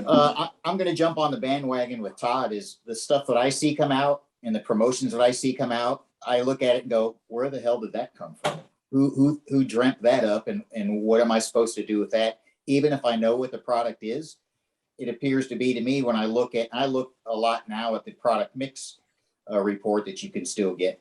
Both for myself personally as well as the company. And some of these things are still such a small percentage. It appears that Winzer's trying to drive up sales to those of us experienced people, if you will, or heavy hitters, whatever you want to call us, to take on those other products that just aren't moving so well, instead of listening to those of us that say this would move a lot quicker, a lot faster, and would be a lot easier to train on.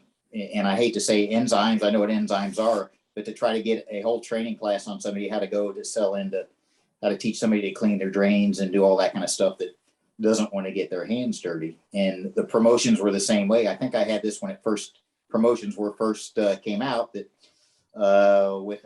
excuse me, the guy that was doing that, it was a targeted thing. And I tried to explain to him, you don't go into a bus shop or a car dealership and sell individual drill bits to people, mechanic by mechanic. That's you. I guess you can. But those are the guys that aren't meeting their franchise requirements on a month-to-month basis. And I gave a personal example of I sell about probably $100,000 a year in wheel weights and tire supplies, or pretty close to it. And I've yet to get a call on, what do you think about the acquisitions? Why is this being discontinued? And a lot of times now, like Todd says, it's quicker for me. If I need something, I don't go to specials. I just special order it, drop ship it. I can get it in the customers for a better margin quicker than having to go through specials to try to, and to get through specials, you got to give them all the information. So let's do this. Yeah, let's do this, guys. There's a lot of conversation we need to have around this. I'm going to ask Danny and Jason to work together, okay, to set up a separate meeting, invite everybody on the call, those of you guys that have a vested interest, for them to lay out for you exactly how we're going to identify new products for launch and how we're going to deliver those. Okay. Fair enough. Done. Yeah. But I want to emphasize it's on this list, guys, because we know we need to work on it. Okay. So. Oh, and actually, John, it's a really good segue, because our next topic of conversation is just that. We're looking at expanding our tool line. We're looking at pulling in some power tools. And so I'm going to have the product manager and James on the call. They're actually talking now. This is worth, this is worth a separate meeting. Oh, absolutely. Invite to the FAC folks that want to join to pressure test what your plan is. We should do that. Okay. All right, guys. Customer managed inventory, CMI. How many? I can't. I'm sure a number of you guys compete against Imperial, right? Imperial is a division of Grainger, and what they do, we do vendor managed inventory. You guys are the vendors, right? They do customer managed inventory, right? Which is like self-checkout at the grocery store. So what Imperial does is they go in, they set up the assortment, they'll put the initial order away, and then they hand you a scanner and a computer, and then the customer orders their own stuff, okay? Orders their own stuff. And then they give them a 1-800 number, for the most part, to call if they've got a question or a problem. We need to be able to do that, okay? But we want to be able to do it through the franchises. So you guys have customers who grow out of, very, very large customers who have a staff to manage their inventory. If your customers grow, we see that happening where they say, look, I've got people to do this kind of stuff. Your prices are too high, right? You can only lower your prices to the customers to a point where it just doesn't make financial sense for you to stop at that customer anymore. So we're in pilot. We've got 3 or 4 customers using it. Essentially, we're giving customers Peppery, a version of Peppery, where they can order their own stuff. This program is going to be available to you guys, and it's going to take us at least, it's probably going to be the whole year where we're developing this product. we'll probably expand the pilot. What we want to be able to do is we want to be able to give you guys an option. I refer to it as Winzer Lite. Okay. I don't know what we're going to call it, but I want to be able to give you guys a tool that you can put into your customers' hands where they can order their own stuff. You're still the person they call if they need help. You set up the SKUs, you make the decision on what SKUs they can order. You make the decision on the pricing. We do fulfillment. When they put an order in, it comes through. We don't know the difference. We just ship it directly to them. Okay. You guys need to have that in your toolkit for a couple of reasons. One, as customers grow, and if they start to outgrow you and you get too much pricing pressure, you need to have that tool in your toolkit. There's also customers, look, Imperial does a lot of business. There's a lot of customers that you probably just don't even go into because they want to do CMI. They don't want to pay the premiums it takes for true VMI. And you can still money to be made here, right? The margins won't be as high, but there'll be margins there, especially if your customers are ordering their own stuff. All right. Any questions about CMI? How do you get on the pilot list? Well, What's that? Perfect segue, Eric. I was just going to mention, we are putting together, I have about a half a dozen people right now on the pilot list, but I need to get some really good qualified customers that really want to do some business. Yeah. So, and as John kind of mentioned, we are looking for a specific type of customer, not just necessarily somebody that wants to do some on-site ordering. So, right. If this is something you have a good customer for, just reach out to me directly, and we can definitely. But there again, I am looking for some people to add to that program. So okay, I have a question about Imperial. Yes. So they've come in and they've taken over like 2 really large dealer groups in New England, and what I see in the pricing, it's not really any less than what I was selling the products at, but they've reached somebody in corporate of these automotive groups. So I don't know if they're getting some sort of credit or some sort of, kickback at the end, or do you know how it works? Yeah. So I don't know for sure how it works, but what they have is they've got a good, we have our sales strategy it's a completely backdoor sales strategy, right? Our sales strategies go to the people that are actually using the products to convince them to buy from us. Imperial, Fastenal, MSC Direct, those guys have really good front door sales strategies where they've got guys in blue blazers that cut deals with corporate offices. They establish set pricing. They probably offer, my guess is Imperial's probably offering a rebate to that company at the end of the year, right? Because think about it, because whatever you're doing, what you charge your customers is some function of your input costs, right? So if their input costs to the customer look higher at the branch level, but then they get a 10% discount back at the end of the year, they're having their cake and they're eating it too. It's actually a very good strategy. There's nothing wrong with it. I appreciate it. We want to have competitors sell stuff for high prices, right? Because we want our prices to be. So we don't have a front door sales strategy. Right. It's something that we need to get better at. With everything we have going on right now, I don't know if I'm going to be able to, I don't know that it's the right thing to dedicate a bunch of resources to that this year. It depends on what we get through. If you guys can see on my list here, I've got a star by number 6 and number 7. Those are the next 2 that I think we need to work on. Probably number 8 is having a front door sales strategy for at least regional type customers.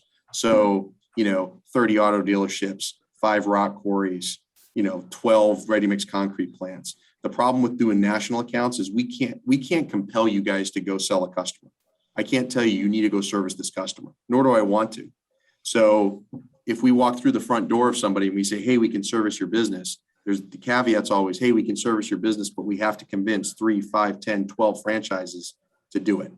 Mm-hmm. So it's absolutely a threat to our business. We got to figure it out.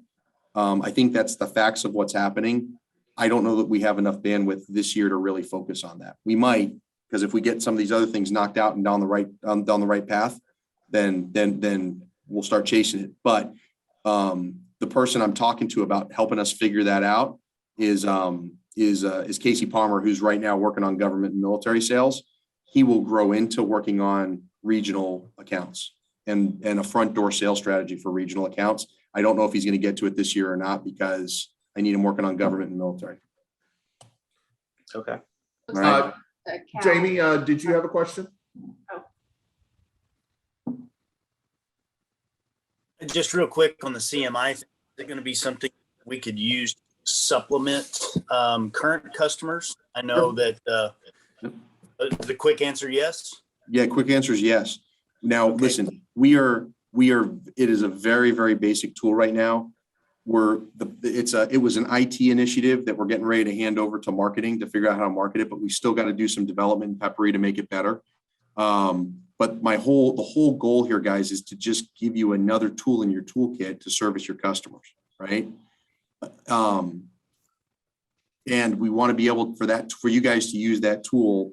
However, right, you might use that for a new customer that's selling to Imperial or that's getting their stuff from Imperial, but there's no local rep. Like, you'll win that business, right?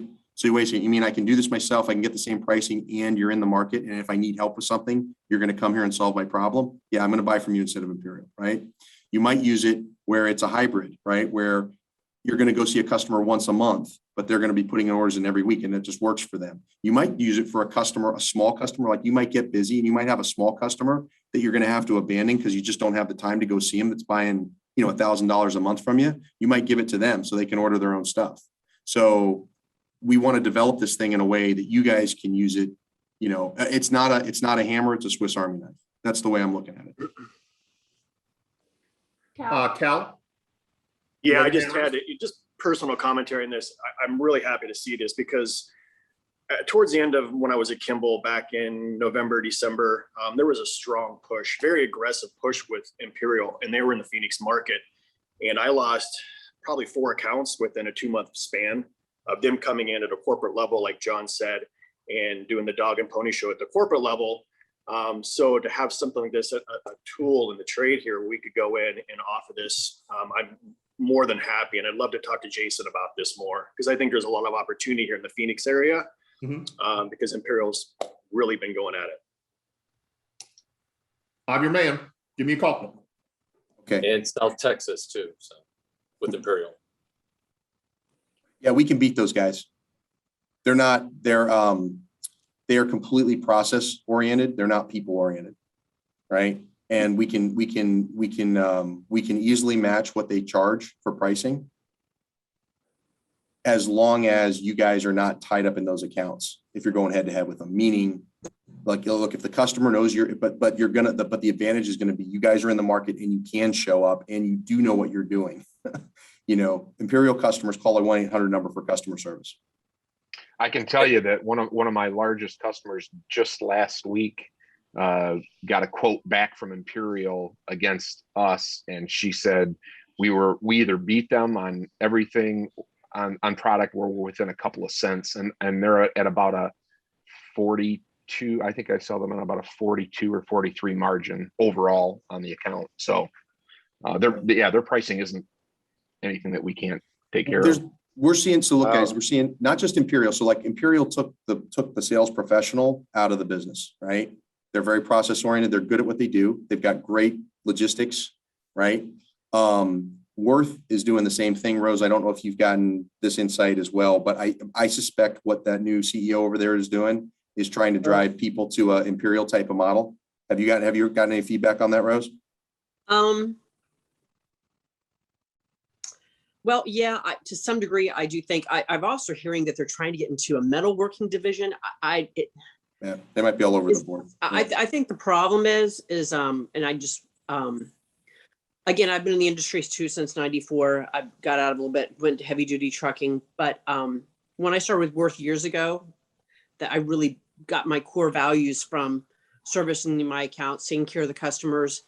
And then when I came back to them in 2017, was there for a short period of time, then having the new CEO, the whole business model just went to hell in a handbag. I mean, they were looking at me like, what do you mean you're spending so much time in front of the customer? Get out. And I'm like, you don't understand. There's I don't know. Business.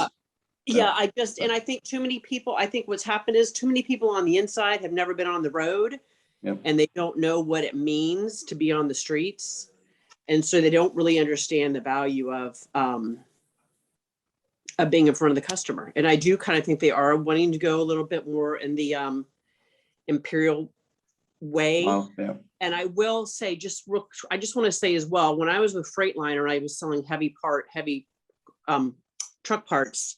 I did a lot with Penske and Ryder, and they all used Imperial, and there was a lot of, and that was when I was heavy trucking, parts. So I had nothing to do at that point with like MRO and nuts and bolts and all that. And I asked them about why don't you all want to have some of the services? Well, they get so much of the parts managers and the service managers, their bonuses are all dependent on who they use for vendors. And so if they don't use the vendor that Penske or Ryder appointed them to, they get dings on their bonuses for the end of the month. Yeah. And that it's really, it's strange. So. Yep. Yeah. So, I mean, so we've obviously Imperial took the pro out of the sales process. We're seeing the same thing with Worth. Granger. So you guys, is it Zorro or Zoho? What's Granger's? Zorro. Yeah. So guys, it's no more complicated than this. Granger is contacting Granger customers and turning them on to Zorro, and then realigning sales territories for their sales reps. So Granger is actively trying to take the pro out of servicing the business. Okay. Anyways, I think, by the way, I think this dynamic, guys, is great for our business. Okay. Because it may be a smaller piece of the pie overall that wants to deal with a human being, but we're going to get better and better at keeping the professional in the professional distribution. Right. So I'm actually very encouraged by it. When I look around at our big competitors, I think Worth is screwing the pooch. I think Kimball Midwest does a good job. They're very system oriented. It's a good company. They're going to keep doing what they're doing. I think Granger and Imperial are going to they're going to completely take people out, or pro sales people out at some point. I think TIFCO is going to continue to do well. They look a lot like us. They're a good sales force. They got a lot of good people. They're going to stay people oriented.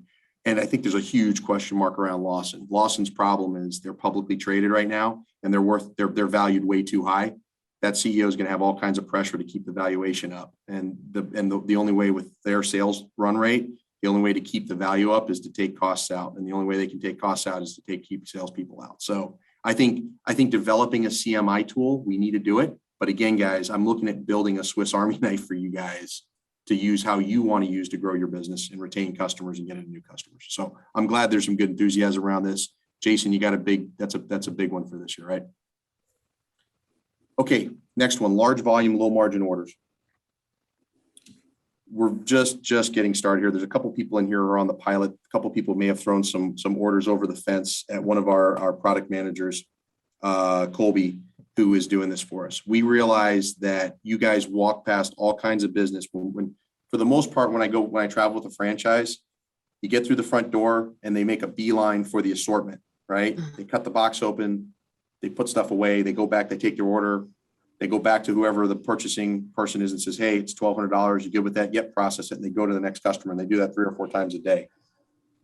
And when you walk through that account, you walk past all the other stuff that they're buying. I believe there's a massive opportunity for us to do large volume, low margin orders. And this is not specials, okay? We started doing specials however many, 20 years ago, and it's really a service for you guys. It's not good business for us, okay? We do about two and a half, maybe. Is it $2.5 million of business a year through specials, $3 million? Danny? Correct. Yes. Okay. Average order size is $356. Yep. Okay. We do a ton of work to fill a lot of little orders. Okay. I'm wondering where the $10,000, $20,000, $50,000 orders are. So again, it's still in its infancy. At the next franchise advisory council meeting, you guys should expect, so 90 days from now, you guys should expect me to come on. I want to do a full-blown pitch on this large volume, low margin order stuff. My dream is to have an inside sales team of 10, 15 people just supporting you guys on non-standard orders. Okay. Give you an example. Mike Everett, go to see it's a steel building fabricator customer of his last year. We literally walked past, we made a beeline for the little assortment. He sells some hydraulics and some cutting tool stuff, a little bit of chemical for the production line. And we literally walked past 3 rooms of palletized nuts and bolts because this company cuts steel, cuts metal, roofing, drills holes, put the kits together and ships it out. I want to say they buy $100,000 a year of nuts and bolts, and they bought from Fastenal. And I say they bought from Fastenal because we just got the business. We're like the only vendor that actually goes and sees the customer, but we're a small vendor of theirs overall. Mike knows everybody. It's like home. It's like old. It's like Cheers, right? He walks in there. He knows the lady at the front desk. He knows the purchasing person. He knows the production guy, right? Hey, Mike, how you doing, right? And we're selling them this much of what they buy. Well, what about this much of what they buy, right? So finally, Mike just said, hey, look, can I just see what you guys are buying from Fastenal? And they just gave us an invoice, right? It was a $20,000 invoice or something. And we were able to, and they were banging them over the head. And the most of it came from Bright and Best. It wasn't even coming out of Fastenal warehouses. It was boxes from Bright and Best. So there's all kinds of opportunities like that all over the place. We've got a very, very small pilot going on right now, but some of the stuff we're working on. Yesterday, I talked to Chuck Gooding in Indiana. He just sold a $3,000 order through Colby, and it's probably going to be $20,000 to $25,000 of business a year. It's one SKU, maybe two SKUs. It's just going to be repeat business. But what Colby's doing is Colby's serving as an inside salesperson, right? We need you guys to find the leads. Give us a request for quotes so we know what we're working on. Toss it across the fence. You got to go see your next customer, right? But I want to have an inside sales team of 10, 15 people, and all they're doing is chasing down large volume, low margin orders for you. Okay. In Florida, is it Larry Preston? Trying to remember who is Larry in? Yeah, he's in Florida. It's Larry Preston. Yeah, Larry Preston in the last year. And actually to credit Larry came to me last year and said, why can't I sell trailer customers. Why can't I sell them like their bulk stuff? I don't know, Larry, why can't we sell them their bulk stuff? So we figured out, and Larry's going to have $150,000, $200,000 more this year in sales of bulk nuts and bolts. And all those sales are getting supported by our guys in Plano. Okay. So listen, this is going to be, first of all, I need to prove to myself that there's opportunity out there for us to go after. And then it's very, very important that we don't just rush into this. This is actually, so here you go, Todd Coy. This is my first attempt at launching a new sales initiative, and for it just making sense from the start. Okay. That we've got the right plan with the right people, with the right tools in place to be really efficient. All right. So I'm excited about that one. I mean, there is so much business out there that we walk right past, and you guys don't have the tools, the time, or the resources to really dig in and try and quote some of this stuff. There's no reason I can't do that. My dream would be to have 10 or 15 inside sales guys. Each one of those guys is assigned to 10 or 15 franchises that are participating, and they are your inside sales portion for large order, non-standard items, opportunities. And we're talking thousands and thousands and thousands of dollars, not $356. So that begs the question, what happens to specials? The people in specials are awesome people. I just think we got them pointed in the wrong direction. What we're going to do is we're going to end up sending every single one of you guys a Winzer credit card that I pay for. Then it's my credit card, and you're authorized to use it. We'll probably start rolling the credit cards out at this point, I would imagine. What do you think, Kelly? Probably with the extension in ERP, we'll probably start sending them out or start talking about this in February, maybe. As soon as the first warehouse goes live, we'll start rolling them out. Okay, so it'll be February, March. Okay, but you guys are going to have a credit card.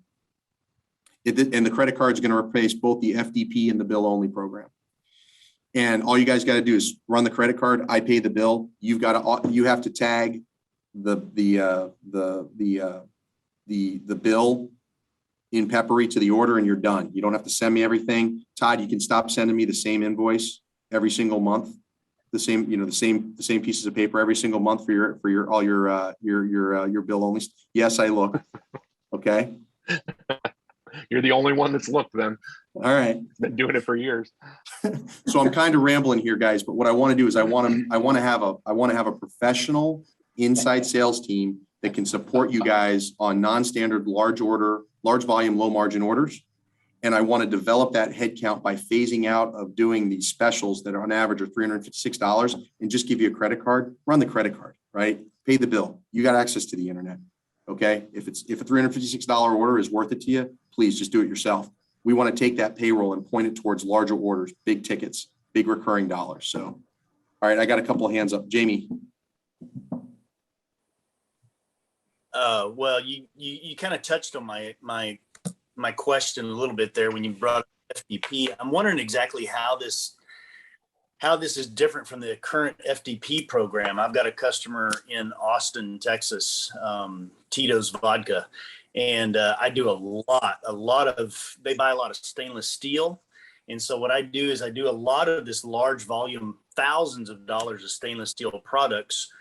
And I do it through the FDP program, a large amount of it through FDP. And I'm trying to see how is this going to differ from what I'm already doing with FDP. Yeah. So look, yeah. So if FDP is I'm trying to think of a good way to say this. From a financial accounting standpoint, FDP is like a batshit crazy way to do things. Let me explain. You guys don't work for me. You're not employees of mine. Okay. But the FDP program allows you to go out and commit to purchasing, sales, accounts receivable. And we got burned at the beginning of the COVID by some franchises that with good intent went out and bought PPE and put money down FDP wise, and stuff didn't come through. Okay. So it doesn't make any accounting sense whatsoever. Okay. So and our new system, Oracle, like you literally can't program Oracle to understand that somebody that doesn't work for you can place a purchase order for you, and which has an effect, which has an impact to your inventory levels, balance sheet, and cash flow. Okay, it's just completely outside of anything that makes sense from a financial accounting standpoint. So you've got a relationship with that vendor. You're still going to have that relationship with that vendor. All we're going to ask you to do is now just put it on the credit card that I'm going to send you to. Okay. Well, now I do specials. I mean, I was instructed. I do all my FDP orders through specials now anyway. I was instructed to change that probably a year ago. So I do all that through specials. Okay, so we're doing that. Yeah, so if it's done through specials and we asked you to move over there, it's because we were worried about what was going on with FDP. My goal is to not provide you a lower level of service on orders that make sense, right? So we got to work our way through that. So if there's something that our specials group is doing that makes all the sense in the world for us to keep doing, then I would just move that over to this inside sales team, right? They're going to be the inside sales team is going to be comprised of some of the same people, right? It's the one-off. Can you get me a left-handed turn signal in green that's 28 volt to fit 1962 Peugeot, right? Like that's the kind of stuff that we got to get out of the business of spending our time at in Plano. Great. I hope there's a seamless transfer of that from one program to the next. It's going to take, we have to, there are two different things. We're going to have to gear up the inside sales stuff, and we're going to have to wind down the special stuff, but we're not winding down the specials people. I just want to focus that payroll at more meaningful, larger orders. Okay. All right, Todd. Yeah, and I don't know if we should have another meeting about this too, but I think one of the points that may be missing on the FDP portion, and I don't even use it very often, but for the guys that do, that we're supposed to be representing, part of the advantage of the FDP is an individual franchise being able to purchase under the big Winzer name with purchasing power of all these other franchises buying from this vendor. Mm-hmm. What if these large vendors, some of them are manufacturers, don't take credit cards because not all of them do. We kind of touched on this before. I don't think Star Stainless takes them. I don't think you can pay at time of purchase with a lot of these larger vendors, which now if I got to go to Home Depot and buy it, I need your credit card. I can use my own credit card. And what happens to all of those vendors that are going to go, yeah, you can't pay us with a credit card? Why don't we add this? Why don't we add for the next meeting? I appreciate the question. We have a whole plan in terms of transitioning, and we've already had conversations with people like Bright & Best and Star Stainless on how to make that work. Kelly's actually going to quarterback our transition. The card's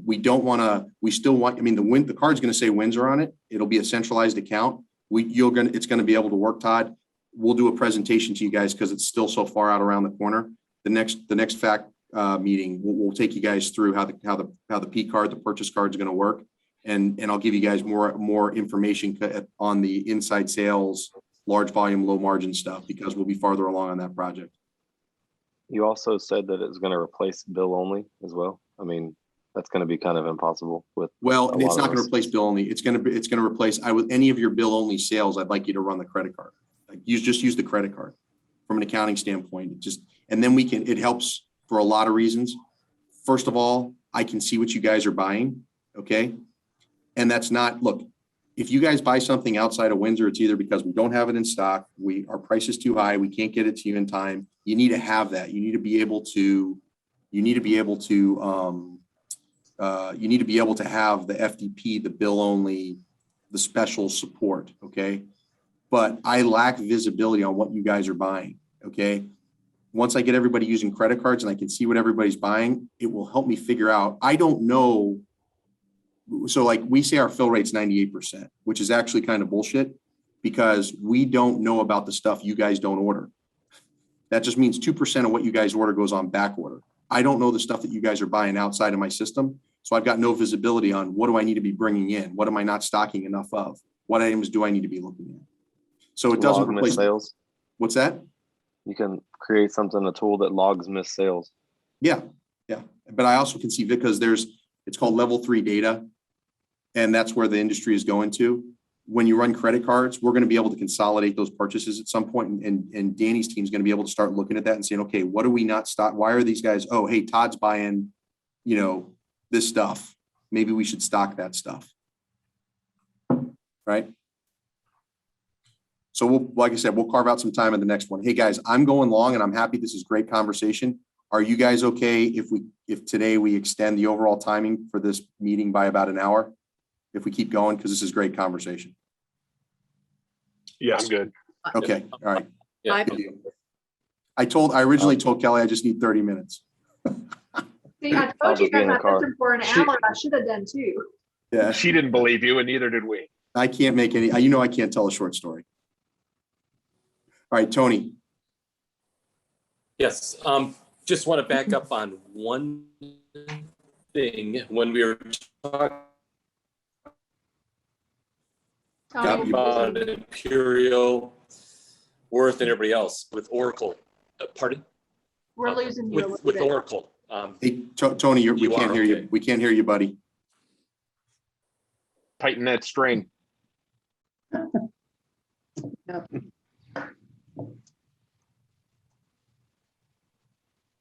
Hey, Tony, if you want to type out your comment in the chat, if you can still hear us, we'll be happy to read it for you and act as your voice. Yeah, not a problem. I'll type it in. There you go. Hotel room Oh, well, you're loud and clear There now, you go. Tony. Perfect. Oh, We can hear you crystal clear. Okay. Yeah. Never mind. Now we lost you. Okay, just was backing up with Imperial, Worth. Okay. Yeah, just type it in. Sorry about that. Okay, guys. So those first 5 that you can see there, can't find my cue there. So those first 5, those are the ones that are right in my site. I have resources assigned to them. We're going to work on those things. Number 6 and number 7 are the next 2 that I think are in the hopper. If we because we've got so many customers that just leave us, we called, I don't have the statistics, I don't remember, but I think we called about 100 customers that stopped doing business with us. This was about a year ago. We called 100 customers that stopped doing business with us. 75% of them said, I don't know what happened. I love my sales guy. He just stopped coming. Okay. So we need to, when you talk about growing the business, the first thing you got to do is you got to stop the leaky bucket. And when we did more research, a lot of those customers that we just stopped seeing happens for 2 reasons. One, as franchises age, they tend to tighten up the customers that they're going to see. They go from working 5 or 6 days a week down to 4 or 5, then down to 2 or 3, and they just start calling on their core customers. And what happens is they literally just abandon customers. Okay. The other thing is and it happens for most often for the people on this call is as you guys are growing, you get into a bigger fish that's going to take more of your time. So your smaller customers, you just can't go see anymore. And there's a lot of different things we have to do, but CMI is a key piece of that. Like when I said Swiss Army knife, that's one of the things we need to have an easy button to get customers, to keep customers buying from franchises when those franchises just can't or won't go see them anymore. Okay. And then the last one is franchise succession planning. We do a you know, Kelly, before that, Diane, I think does a very good job of helping franchises, you know, transition into retirement, whether that's selling off accounts a little bit at a time or selling their business outright. But we need to do a lot more planning on that. It's not a tidal wave, but there's a significant increase or a wave. We're going to have a wave of retirements, you know, in 5 to 10 years that we have to be ready for.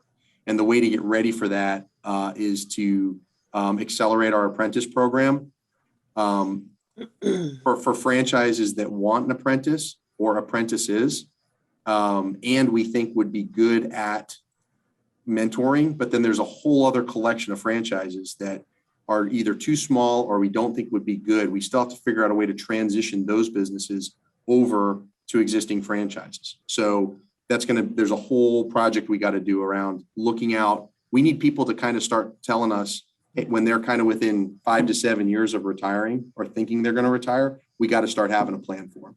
Okay. All right. So that's all the organic growth stuff. Okay. SG&A leverage. Remember, SG&A leverage, that's all your expenses. What we're talking about is selling more stuff with the same number of people. The bottom line this year is we've got to complete our ERP project, and we got to be kind of not, we've got to improve Peppery and get it much closer to a finished state. Those are the two things that we got to focus on this year. The ERP project, we don't need to go in depth. That's replacing everything in the back office. That was a 14-month project that's turned into a 22-month project. Okay. You know, when we rolled out Peppery, which was not a good rollout at all, because we had nuts and bolts to fall back on. So the thought process was, well, we'll turn on Peppery, but we'll still have nuts and bolts to fall back on. And it was a mess. You guys all lived through that. And again, I'm not happy with where Peppery is today. Maybe it's a C. Okay. And we need to have an A product out there. You know, we don't have anything to fall back on when we flip the switch on our core systems. So we have to get ERP right. I just fired the project manager. It's going to set us back a couple of months. We've got the right team in here to help lead it. It's been a massive pain in the ass. I hope I never have to say ERP again in my life after April, May of next year. Okay. And then we got to do value-added acquisitions. So over on the right-hand side, guys, I say why grade 8. So I don't want to even presume that everybody on the call knows what grade 8 is. When I got here, there were actually 2 Windsor incorporated businesses. There was a Windsor holding company, and then there was a Windsor franchise business. And then there was the Fast Serve business and the A1 business, all different legal entities. Very confusing. So we've rebranded the holding company Grade 8 Supply. Okay. So if any of you guys are on LinkedIn, because I got a bunch of questions, now it says I'm the CEO of Grade 8 Supply.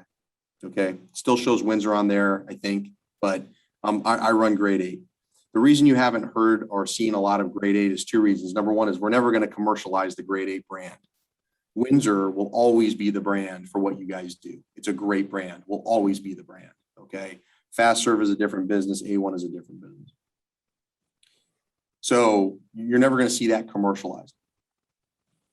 The other thing is it's not really going to make sense to everybody until we start doing acquisitions. And that's what I want to talk about next. So you guys see this little ladder here. Okay. If you think about products are born at a manufacturer. Okay. They get imported and sold to a master distributor. Okay. That master distributor then turns around and sells it to a specialty distributor. Windsor buys the product from specialty. 95% of what we buy from specialty distribution. Jason and Danny, am I right with that statistic? Is it 95? Yeah, it varies depending on product line. Yeah. Yeah, but about 95% of what we buy from a distributor, guys. Okay. Then I turn around and I sell it to you guys, and you turn around and sell it to the customer. Okay. So, and somebody's making money at every single level. Okay. So by the time our products touch your customers, there's a lot of hands in the kitty. Okay. Now, manufacturer, master distributor, and specialty distributor, in some cases, like so threaded rod, right? There's dozens of threaded rod manufacturers around the United States that are also a specialty distributor of those products. Okay. So they might do some combination of those top 3. All right. What we need to do, we need to climb the value chain. okay, when we do value-added acquisitions, I need to go out and buy specialty distributors. And that's what we're trying to do, okay? In the last 12 months, I've been to the altar twice. Once was a safety supply company, and we couldn't work out the deal because they had terrible benefits and it was a dis-synergy. It would have cost us too much money to bring their employees onto our benefits, but we're staying in touch. And at some point, I'm optimistic we're gonna end up buying that company. And then there was another hydraulics company that was a really good fit for us. And they just left me at the altar. We're getting ready to make a formal offer to a cutting tools distributor on October 24th. And we're in initial talks with very, very preliminary talks with a chemical blender, a fastener distributor, and others. Okay, so the question is, well, what are you doing, John? Why are you doing this? There's obviously a lot of angst on the call, and I think it's fair. Well, are you competing against us? Are you getting into the business? Are you going to sell against us? All rational questions, guys. Okay. The answer is absolutely unequivocally no. Okay. The Winzer, what will be the Winzer division of grade 8 will always be our foundation in our home. And my job, my responsibility is to help you guys build the business you want long-term. That will always be our foundation, and it'll always be what I strive to do. Okay. It's impossible for me to move up this value chain and get into specialty distribution without bumping up against you in some cases. But my goal and why we're doing this, we need to move up the value chain for a number of reasons. The first one is we need to get better product management. Okay, our product managers today, varying degrees of technical expertise. Every single one of them is stretched so thin, they don't have enough time to stay up with and stay current with what's going on in the industry, and to provide you guys the service you need. Okay, better sales support. We don't have subject matter expertise, right? We've got people who know what they're doing, but they're not subject matter experts for the most part. Okay, they might know a little bit about hydraulics and enough to train people on, but they're not hydraulics experts. They're certainly not keeping up with what's going on in the industry, right? So from a sales support standpoint, we need to be in the specialty distribution businesses. I need to own a company. All they do all day long is distribute hydraulics, and another company, all they do all day long is make chemicals. Right? And another company, all they do all day long is fasteners. That allows us to get better pricing. Okay. Now, and the key to getting better pricing is to figure out how we put more money in our pockets and stay competitive in the marketplace. Right? So we can get better pricing if we move up and we start buying specialty distributors. We also need to expand where we're selling through. So this is where it's going to get touchy, guys, because you're going to say, oh, you're competing against this, oh, you're selling, et cetera. Right? You guys sell through one small channel in the overall supply chain. Okay. When I said it's $130 billion in MRO, that's just MRO. Okay. OEMs buy fasteners too. And I don't even know how many billions of dollars that is, but it's got to be 2 or 3x of the size of MRO. And then there's also retail. Okay. So we stock these products. We stock the stuff that gets sold MRO, it gets sold OEM, and it gets sold retail. I've got to figure out how to sell more of those products through other channels, and as best as humanly possible, stay clear of you guys, right? And that there's no question in my mind that we can do this. Okay, if I can do that, I can give you better product management, I can give you better sales support, I can get you better pricing, and I think I can open up the business for you guys to service other customers. Okay, so that's why we're doing grade 8. All right, so let's ask I can't see for something I'm doing here. I can't see anybody's pictures right now. So if there's any questions about that, somebody's gonna have to tell me who raises their hands. I see no hands, so no questions. Okay, good deal. All right, okay. And then up at the top here, guys, the key enabler, we gotta have inventory on hand this year. And I'm gonna get into a couple slides on that. I'm trying to pick up my pace for you. Okay. Real quick, just to follow back around to Tony's question that he wasn't able to ask earlier.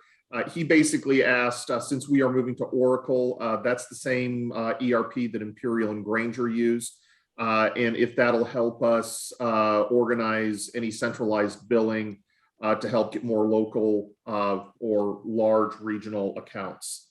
The short answer is yes, we are going to have new options when it comes to being able to bill out some of those things in centralized purchasing. That's a very long answer, but basically, yes, the short answer is it'll help, but we still have other things that bridges we need to cross when it comes to agreeing to pricing and servicing of those large national and regional accounts. So. Yep. And Tony, the other thing is too, like, there's nothing I would love more than put you guys all on Oracle. The problem is Oracle doesn't work offline. If you don't have connectivity, you can't do anything in Oracle. That's why we're on Peppery. Okay. I do believe it's so for a CMI customer, if we could get them set up on CMI through Oracle, that would be ideal. That's not how we're going to start. It's going to be through Peppery. I think there's a 50-50 chance over the course of the next 3 to 5 years, Oracle will develop offline order entry capability and we'll move you guys off of Peppery and onto Oracle. But that's where we're at today. Okay, price increases. I want to show you guys the effect of price increases. Okay, so if we look at last year's sales, so 2020 sales of SKUs that we raised your price on this year, okay, we sold $31.1 million of that in 2020. Okay. In 2021, we passed along $1.1 million of increases to you guys. Okay. On just those products. You passed along that $1.1 million to your customers, plus you increased the price by $900,000. So sales on like products between 2020 and 2021 that we passed along a price increase on, we sold $33 million. Okay, what does that mean? That means that franchises made $900,000 more so far or in calendar 21. I'm sorry, actually fiscal 21. You made $900,000 more. Now that's spread out all across the franchises. But your margin dollars, your margin percentages stayed about the same, but the margin dollars that you brought home went up, right? So price increases, I just put this slide in here to show you guys. Price increases are critical, not just for my profitability, but for your profitability. Now, getting out of the price market, like if we're priced too high, that doesn't help anybody because if you're not selling it, it doesn't matter, okay? But in the 2 years that I've been here, we've passed along 3 price increases. All 3 of those price increases, we took a look at, the first 2 price increases, we were very, very conscious of what products had been inflated significantly over the previous 5 years and tried to not touch those. And then we tried to pass along more of the price increases on slower moving stuff. This last price increase, we did peanut butter spread it across everything for the most part. We exempted some SKUs, like I think we didn't go up on wheel weights and brake cleaner and stuff like that. Cabinets, we passed along a smaller increase on cabinets than our actual increase in cabinets. But I want to show you guys this slide because I want to make sure you have an understanding. Like me passing along price increases is not just necessary and good for me, it's necessary and good for you. And it's just, sometimes it's counterintuitive to a salesperson. We need price increases, right? We need inflation. That's part of what makes a business grow. Anybody have any questions on this slide? Hands. Okay. No hands? Okay. I'm gonna roll through the rest of these, or try to roll through the rest of these if I can get them to move. Real quick. Okay, guys, this is all about inventory. We have to get inventory right. None of this stuff that we've talked about for the last hour plus matters if we don't have inventory on hand to sell. Okay, 2 lines here. The line on the top is back orders of specifically PPE related to COVID, okay, by month. And you can see in about May, the bottom line is core stuff, nuts and bolts, okay? In May, we saw an uptick in back orders on core items, okay? Then by June, we started to see a decrease in PPE back orders and an increase of core items, and that trend continues. So our problem with back orders has changed since June. It's not PPE stuff, although there's a lot of PPE on there. It's core stuff. That's a problem, okay? And I'll let Danny talk about the macro. I want to talk about tools. The tools that we've developed to manage inventory, guys, did not exist 6 months ago, okay? We just didn't have them, okay? And I know this is a big eye screen. Start with the one on the right. Every single day we look at what our back order items are, okay? So if you can go, this is obviously July and August. So as of the day before yesterday, we had $151,000 cost of goods back ordered. Okay. Over on the left-hand side, we see exactly what back orders. So yesterday we resolved 103 back orders and 120 back orders hit. So we are absolutely playing whack-a-mole with back orders right now. Okay. I'm going to let Danny talk about more in depth about the global situation. I just want to show this to you guys to say we now have the tools to actually manage back orders.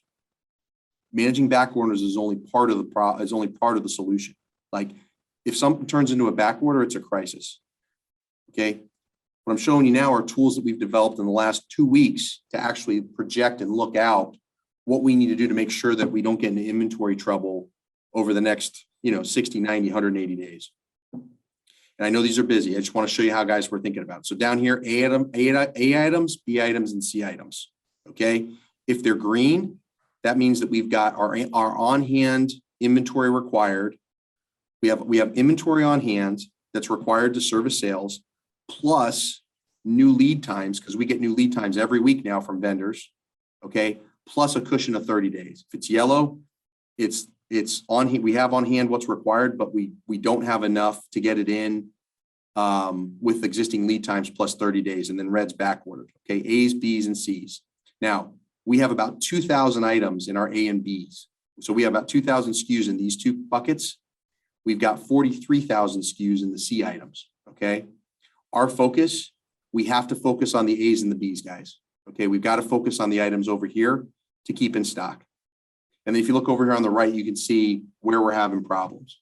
Okay. These are the actual item classes. Does anybody know what item class 64 is? Probably chemicals. They're tools, and they're specifically drill bits, as was brought up earlier.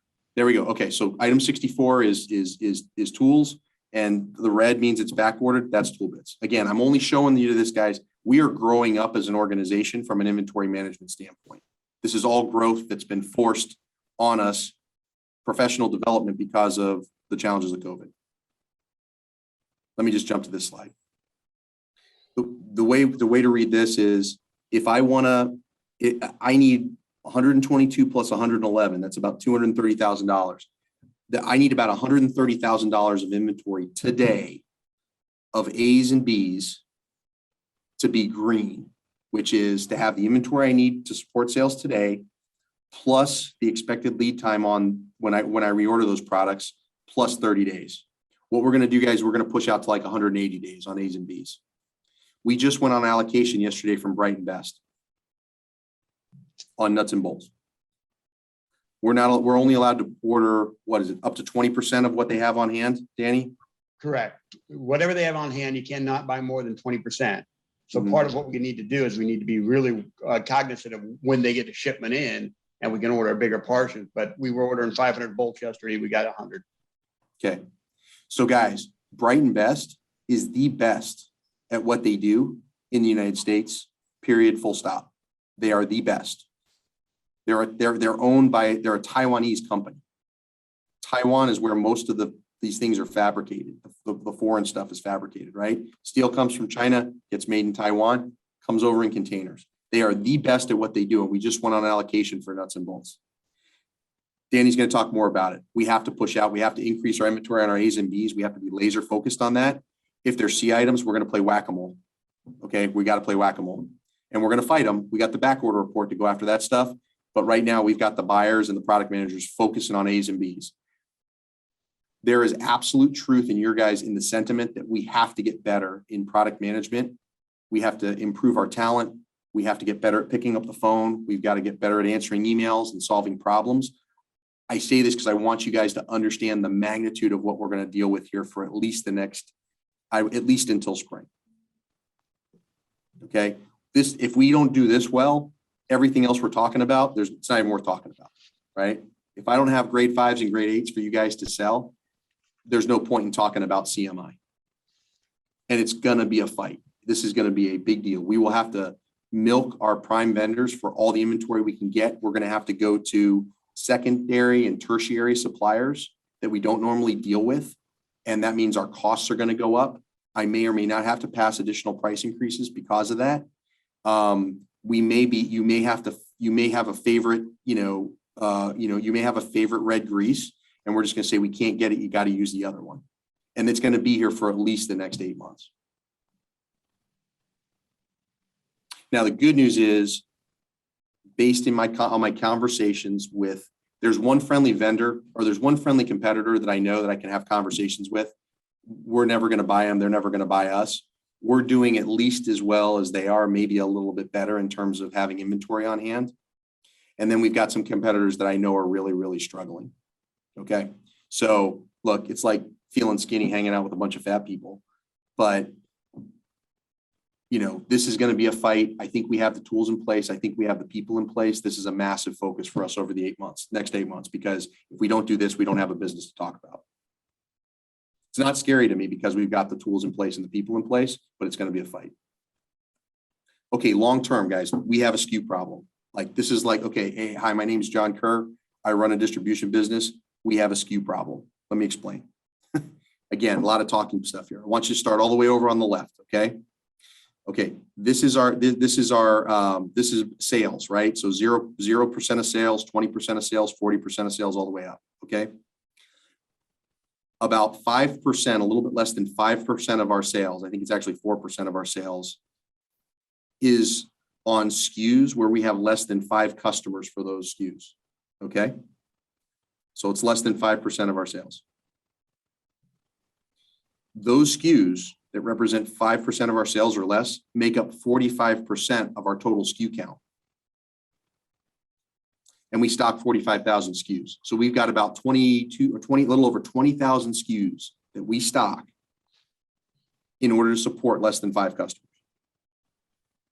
Okay. Those SKUs represent 22, almost 23% of our total inventory, or almost $3 million of inventory. All right. Now, why do we look the way we look? We look the way we look because as Winzer has grown, we've added companies, we brought in Chromate, we bring in new folks from other businesses, and we just add SKUs. And it's like our warehouse is the equivalent of grandma's attic and 6 storage containers, right, at the self-storage place around the corner.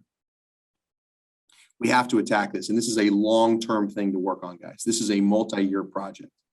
But we have to drive and we have to rationalize our SKU problem. Okay, we've got to drive SKUs down. Now, there are some really important SKUs that we can't get rid of, and we've got to start the process in these buckets, right? There are some SKUs that we absolutely need to stock that have 5 or fewer vendors or 5 or fewer customers, right? But there's lots of stuff where we're stocking 5 or 6 of the same thing, and we need to get it down to 3. Okay. So you can see down there, to me, success is reducing the options we offer on like product, right? And if it just doesn't make sense for us to stock it, we make it easier for you guys to buy. Just swipe your credit card, buy it from a distributor that stocks it. This is a very, very long and deliberate process. This is going to take us years to do. It's just something I need to introduce to you guys because it's not going to go away, and we need to start eating this elephant. Right. By the way, when we buy master distributors, when we move up the food chain, we will improve our offering. We will offer fewer SKUs, but those SKUs are going to be stocked, and we're going to inventory them based on subject matter experts that all they do is sell that product all day long. Okay. Say Kelly, right on time. Yeah, sure. All right. All right. Well, any last questions real quickly before we thank John? No? Okay, cool. Thank you, John. I know, Kelly, I know I got you going. I know now let me just summarize a couple of things. We owe it to you guys. We need a plan. Jason and Danny, you guys need a plan, a separate meeting, invite everybody on this list. You guys, your choice on whether you attend or not, specifically around how we're identifying new products for launch and how we're going to roll those products out. Okay. Kelly, for the next FAC meeting, we need to go deep on what we're doing for inside sales support, how it's going to impact specials, and we need to give a complete update on what the transition plan is for the purchase card. Got it. All right. Yep. All right. Thank you. That's Kelly's way of saying, please leave now. No, you have. Hey, I really appreciate it, guys. I'm in Tulsa because I'm meeting with 7 franchises here today, just to catch up. So have a great day. Thank you, everybody, for joining. It's really exciting to see new people on this group. Not that I have anything against you old curmudgeons that have been around for 30 years with Winzer. All right. Thank you, guys. Thanks. Thank you, John. All right. I know you guys are just bouncing your leg. We're going to take a quick 15-minute break. I say 15-minute-ish. Try to get back here about 10:45 and we'll start rolling through the rest of our stuff. So 15-minute break.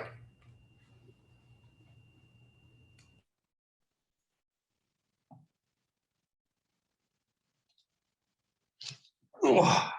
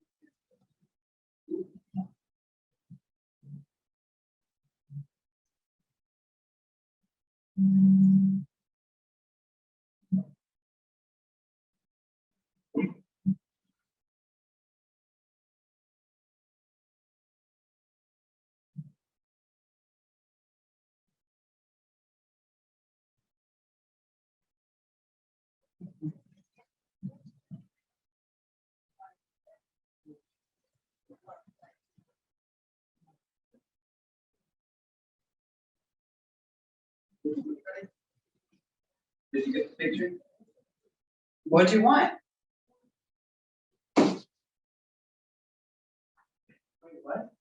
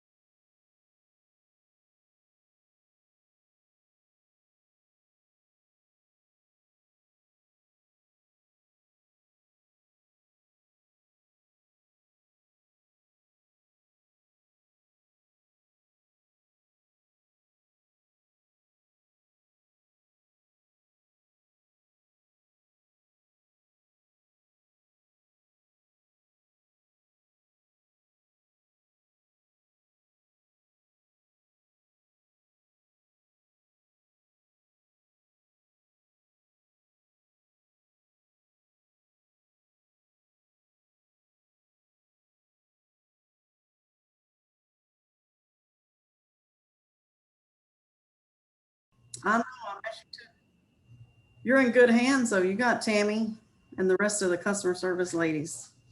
Yeah, I know, but when I first started, I don't think I'd have made it without you. Oh, that's so nice. Thank you, Ed. I talked to you every day for how long? A year? Oh, yeah. I mean, just up until Tammy came, pretty much. Yeah. And then when Tammy came, you did the little gradual adjustment over to her. And I know you worked with her with Lawson for many, many years there. 28 years. I didn't get my feelings hurt, but I still get to talk to you once in a while. Thank you very much. Time. All right, we're gonna go ahead and jump into it. Let me get my screen shared. Kind of moving things around a little bit, but that's okay. Tina has a quick update. Okay, guys, making sure my mute didn't get on. We had discussed this change in one of our previous meetings. This change was coming about due to us moving to Oracle. Currently in AR, we have the ability to set a customer's account to delay invoices by 3 days. So every customer is automatically set up with either 0-day delay or a 3-day delay. The 3-day delay is only if you've ever requested it of your accounts to AR or when you get set up with Winzer. But we will be eliminating that delay coming up sooner, even prior to moving to Oracle. The change was coming, but it's coming sooner. It'll be within the next 30 days, and we'll send out some communication to all franchises on it. The reason that we have to make this change sooner than when we get to Oracle is because we're working on giving the franchises the ability to actually go into Peppery and create your own PDF invoice. So it's really just getting a copy of the PDF invoice. And it's not an invoice snapshot. It will be the actual official invoice that we have here at Winzer, so that you don't have to contact someone in personnel here, whether it be AR or customer service, to get copies of invoices when you need it. You'll be able to just grab it from Peppery. So I think that's a huge benefit to the franchises and users, that outweighs the fact that we're getting rid of the functionality of being able to hold the invoice for 3 days before it goes out, when we know that that change was already coming. It's just going to come a little sooner. So I just wanted to give you guys a heads up on that. Any quick questions in regards to the invoice delay going away? I know this is, I think you guys did see some of the discussions we had, the new ones, group 2, the new members. So this was just one of those changes that we had discussed throughout the year. Mm-hmm. Any questions on that? Questions or feedback? I mean, I know it's coming, but it's beneficial to everyone to be able to, right at your fingertips, you will have the ability to just grab an invoice, print it off, send a PDF to your customer, and it will be the official invoice that comes from our office here, from our ERP system. It's good stuff. So it's going to be something different than what we can already do now in Peppery, or? Yes, what you can do in Peppery today is just print off your invoice snapshot, which is definitely not an official invoice that most people wouldn't want to hand that to their customer. So this will be the actual official invoice. Say if you call AR or you call customer service and say, can you send me the invoice for customer 12345 and I need invoice number or the invoice for this order number. And we send that over to you. I'm sure you're familiar with what that looks like. The invoice you will be able to get from Peppery will look like that once we have this finished. And that's coming up in the next 30 days, hopefully. And I'll have that in my Peppery to be able to do that within 30 days? If everything goes well, the functionality will be rolled out and released in the Peppery within the next 30 days. Yes, we're working with a company who's assisting both Winzer and Peppery with getting that done.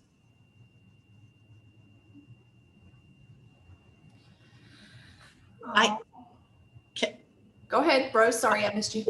I'm sorry, just briefly. So for credit card customers though, will that invoice also have the credit card authorization on there as well? Yes, it'll be exactly what you would get from our office here. Yes. Thank you so much. If one caveat to that, if you have a customer who calls in and pays their invoice, they have a net 30 invoice on their account, an open invoice, and you call in or the customer calls in to pay it with a credit card over the phone, the original invoice you get from retrieving it from Peppery will not have that authorization on it. But if the order goes through as a credit card order, the original invoice will have that on there. Gotcha. Okay. Thank you. No problem. Any other questions? All right. Next up, it looks like we have Danny and his group. We have a couple of guests. I saw Colby and James on the line, so I'll turn it over to you guys. Yeah. Hey, this actually dovetails really well into what we were talking about earlier about new products and stuff. We recognize as an organization, we need to always refresh and update our product offering just to stay critical and relevant in the marketplace. And so part of that is what I would call evolutionary, meaning we talked earlier about incandescents to LEDs. And then other things we need to be aware of and looking towards the franchise to share with us is areas where we're not currently participating, but maybe missing a marketing opportunity. And you know, it's pretty well vetted that we haven't been as good as we need to be in the past. But I do think it's important that we look at what's new, different, and better out there, and identify those opportunities, and then make noise about it, if you will, once we bring those to market. James Kramer's joined us about a little over a year. He's got a great background in product management. One of the things that he's going to be doing over the next fiscal year is doing a product review with every one of our product managers and the roughly 8,000 products they manage.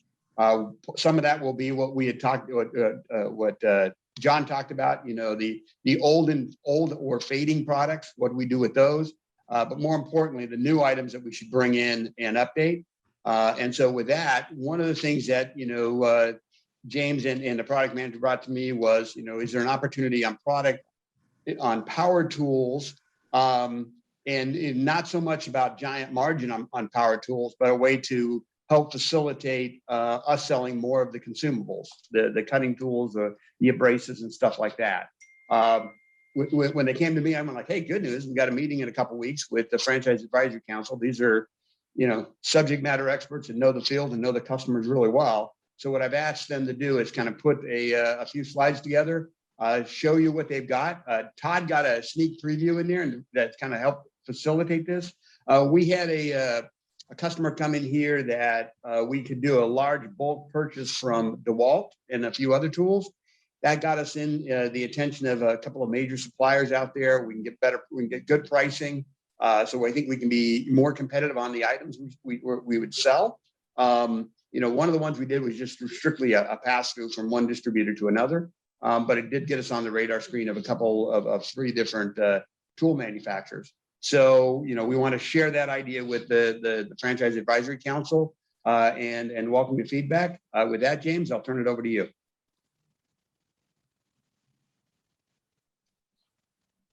All right, thank you very much, Danny. What we'd like to do today is, as Danny mentioned, this is still in the concept phase. It is not a finalized project yet, or not a finalized process yet. We appreciate the opportunity to bring it to you guys, to show you what we're working on, how we're approaching the program, and what we think it can do for your business. So I'm going to ask Colby to take you through the steps of what it is, what we're thinking, and as I'd like to go through, I think he's got 3 or 4 different slides. I'd like to go through those slides so that we can tell you kind of the whole concept of what we're working on. And then at the when we get through that, then we'll take all your questions on what your thoughts are on it, how we can make it better, and what we can do to make it successful. So that's our plan for today. We appreciate the time on the call today. Colby, let's go ahead and take us through it. All right, you guys should start seeing my screen, correct? Yep. Yes. All right. So this program is kind of based on some main key points. So we took it says, based on insight learned from the feedback of the survey. So you guys most of you guys probably saw the survey maybe a month and a half ago that we sent out, asking different questions about the tools, about the tool market, and what you guys are seeing in there. So we took that information and that insight, and we use that as we start going forward with this program.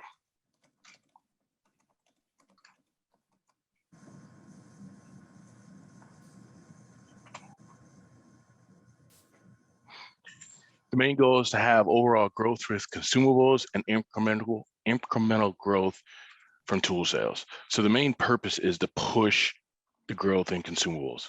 And you guys, as we go farther in the slides, you guys will see what we're talking about. We know that tool sales is a very competitive market, but there is a large market in tool sales. So we do understand that it's competitive and there's a lot of people in there, but there's still a lot of business in there. There's still a lot of potential for business and for growth in that market. Customers are currently purchasing from competitors, so you have opportunities to gain that business. So the customers they're going to keep buying those tools if we sell them or we don't sell them. So this is giving you that opportunity to gain that business from those competitors that are out there right now. Changing the program to include inventory stock and dropship capabilities of certain brands and models. So that's going to be one of the keys that is also going to help with this program, is that on some stuff we'll be able to we'll stock it, some stuff we'll be able to drop ship it, and that will help this program be a little more successful. Everybody knows the current trends is moving completely to cordless. That's in the plants, job sites, garages. If you guys see anything about tools, everything's going away from corded if they can. All the major tool manufacturers, most of the companies are going towards cordless.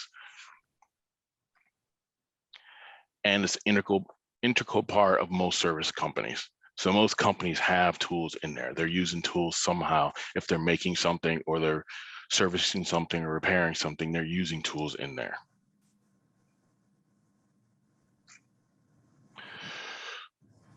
So these are 3 brands that we're going to be focusing on: DeWalt, Makita, and Milwaukee.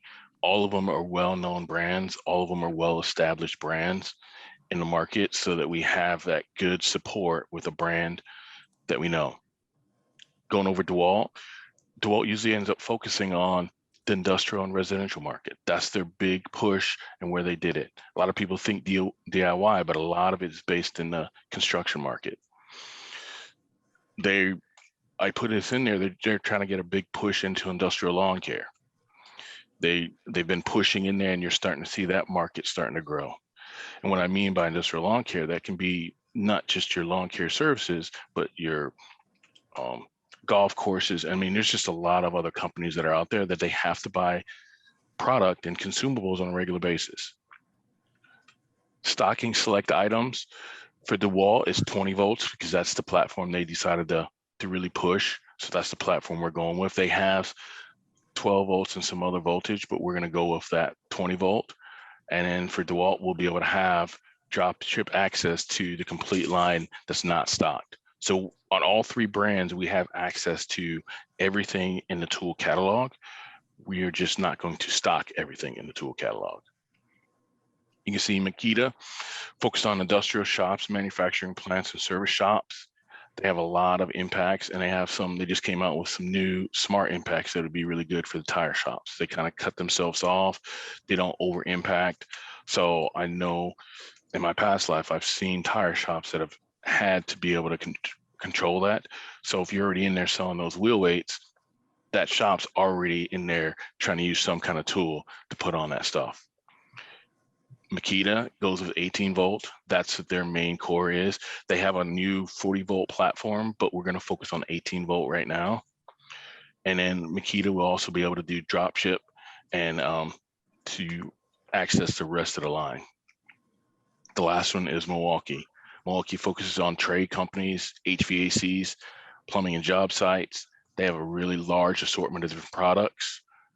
They have a new large impact for the big truck shops that are out there, and we're stocking select 18 volts. If you do notice, we don't have the drop ship access with Milwaukee. We do on the other 2, but we don't with the Milwaukee.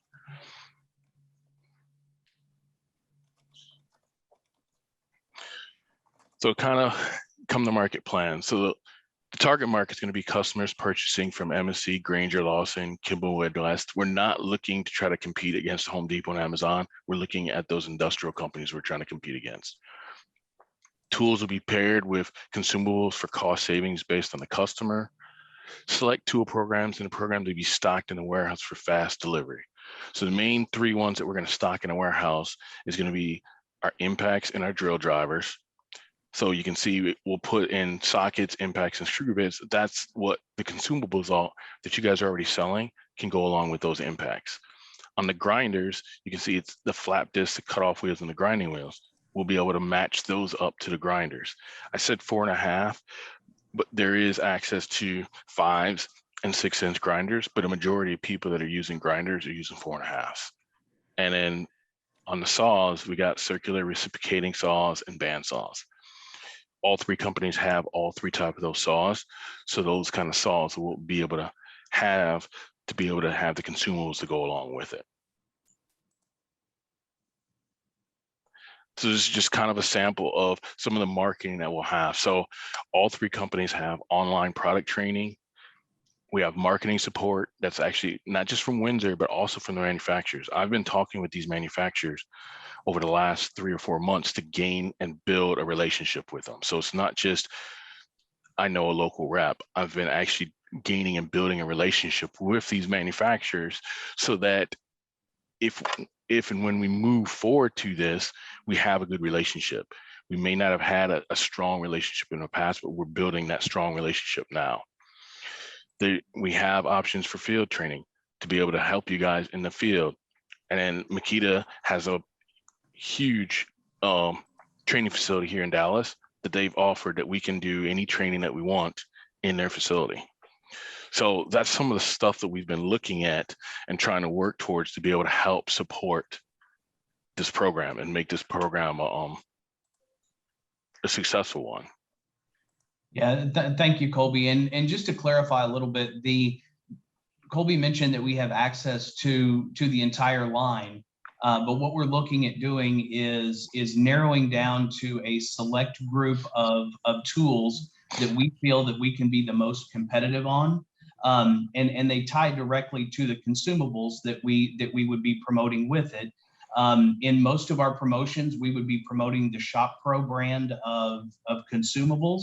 We would obviously have access to the consumables for DeWalt, Makita, and Milwaukee as well. But in the promotions that we're looking at doing, focusing on the Shop Pro consumables there.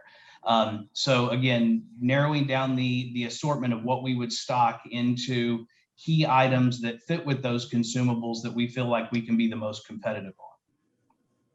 Looks like we have a hand up. Eric, did you want to pose your question? Yeah, inevitably, when you go walk through the door and start promoting something like these, especially nationally well-known product names, the first question they're going to ask is, can I get a catalog?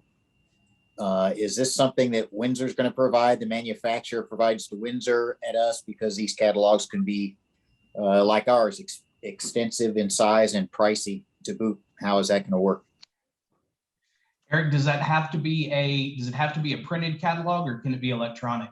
You're going to have to offer both nowadays. As much as I try to get customers away from like the Winzer printed catalog, which is what, $15 and $30 a pop these days. Some still want it because they're so used to, they call the Granger catalog the Bible. So I can kind of answer on that. So I can say we have access to that, but it's really going to be based on what the manufacturers do. Because I know, talking with all three of these, not all of them have a complete catalog anymore. They just, a lot of them don't go in that market. There, a lot of times they're telling you, we'll just go online. Because I can get complete catalogs from all three manufacturers, but the manufacturers are pushing back saying, why don't you guys just go online? So we do have access to get those catalogs. That's what I'm asking. You know, I don't care though. A lot of still don't, and I get that. But if the lines that we're ticking off have it available, then we should have it available to us. And then you got to figure out the cost. Who's going to pay for it? Right. And I think the biggest piece of that, Colby, would be figuring out which ones do they have, which ones do they not have, and the ones they do have, do we have access to it? So, and being able to communicate that. Okay, so y'all will check on that? Yep. Yes. Jamie, did you have a question? Yeah, I do. I don't mean to be offensive to you guys whatsoever, but isn't this whole tool program a little redundant when all of this is available through VSN? I mean, I've been buying Milwaukee and DeWalt and everything else my customers want for years through the VSN supply network, and I'm not sure what the advantage to Winzer adding it to the product line. I'm not sure why we're doing that. When I've got a customer that wants a tool, I've got lots of options through VSN to check stock, to check pricing, to check. I mean, it's so why. Sorry, but why are we going this direction? I'm not sure. We already have it.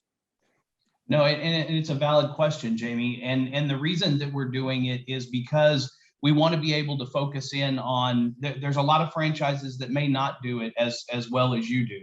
And so we want to make sure that we give that opportunity to everybody.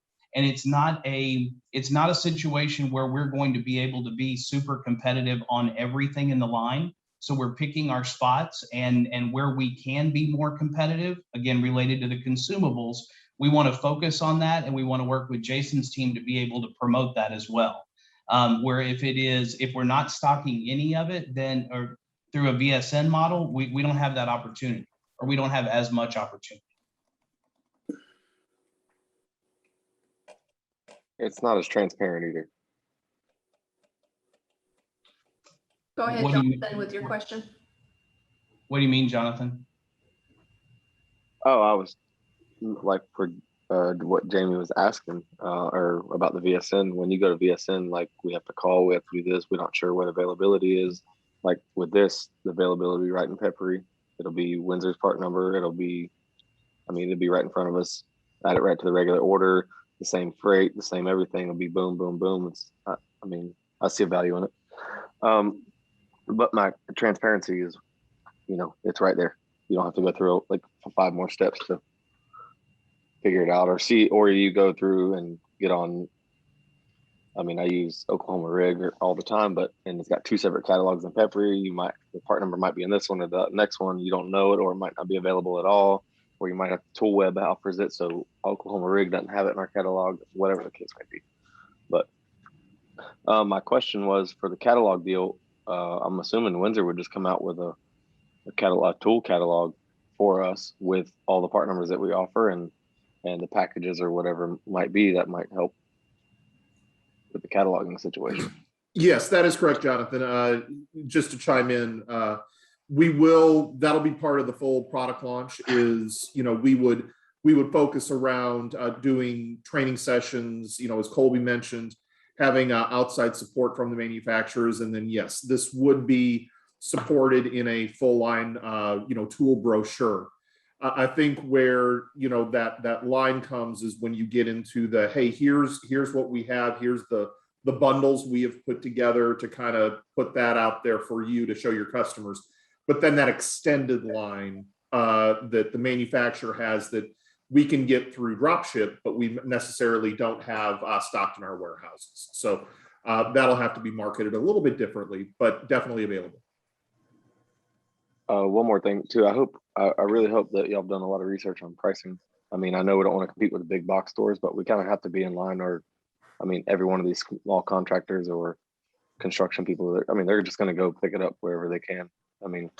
So hopefully y'all aren't doing all this work just to not sell any. Agreed. That's our hope as well. And doing the due diligence behind all of the pricing is extremely important. The margins are going to be skinny on it. But when we look at the margin dollars, not just the margin percentage on the tool itself, combined with the increase in the consumables, we feel like it's a good program that we're putting together. And one thing, if I can just jump in to kind of follow up on that comment, everybody on this call knows that power tools operate at a fairly skinny margin. In many cases, the total margin that you can get on a power tool is going to be right around 30% gross margin. And so that's one of the areas where this is not going to be, and John had kind of mentioned this earlier, margin percentage doesn't pay the bills, margin dollars do. And so while these items may not be a huge percentage win for you guys, our goal is to give you cash dollars, the ability to actually sell larger ticket items. But then most importantly, it's getting the consumables to go along with them, because that's where the true income truly comes from is getting those consumables sold. And if you can have that conversation at the same time of here's the tool and here's the products that go with it, you're really giving them the ability to give you the sales on the consumables more so than the tool itself. So, but I agree 100%, Jamie. It's got to make sense. If it doesn't put money in your pocket, it's not a good program. Todd, go ahead with your question. Yeah, so twofold. One is it just seems like, I guess this has to do with what I brought up earlier, is the prioritization of product. You know, we can't get the proper size air brake fittings in our line that I've got to go to the outside to buy. You ask for them and nothing happens. But we're going to add 3 different brands of very expensive battery powered tools that is already, I mean, I don't know. That's just frustrates me because there's so many things that we already sell the bulk line of that we can't expand and get the newer items that we need in what we're already good at.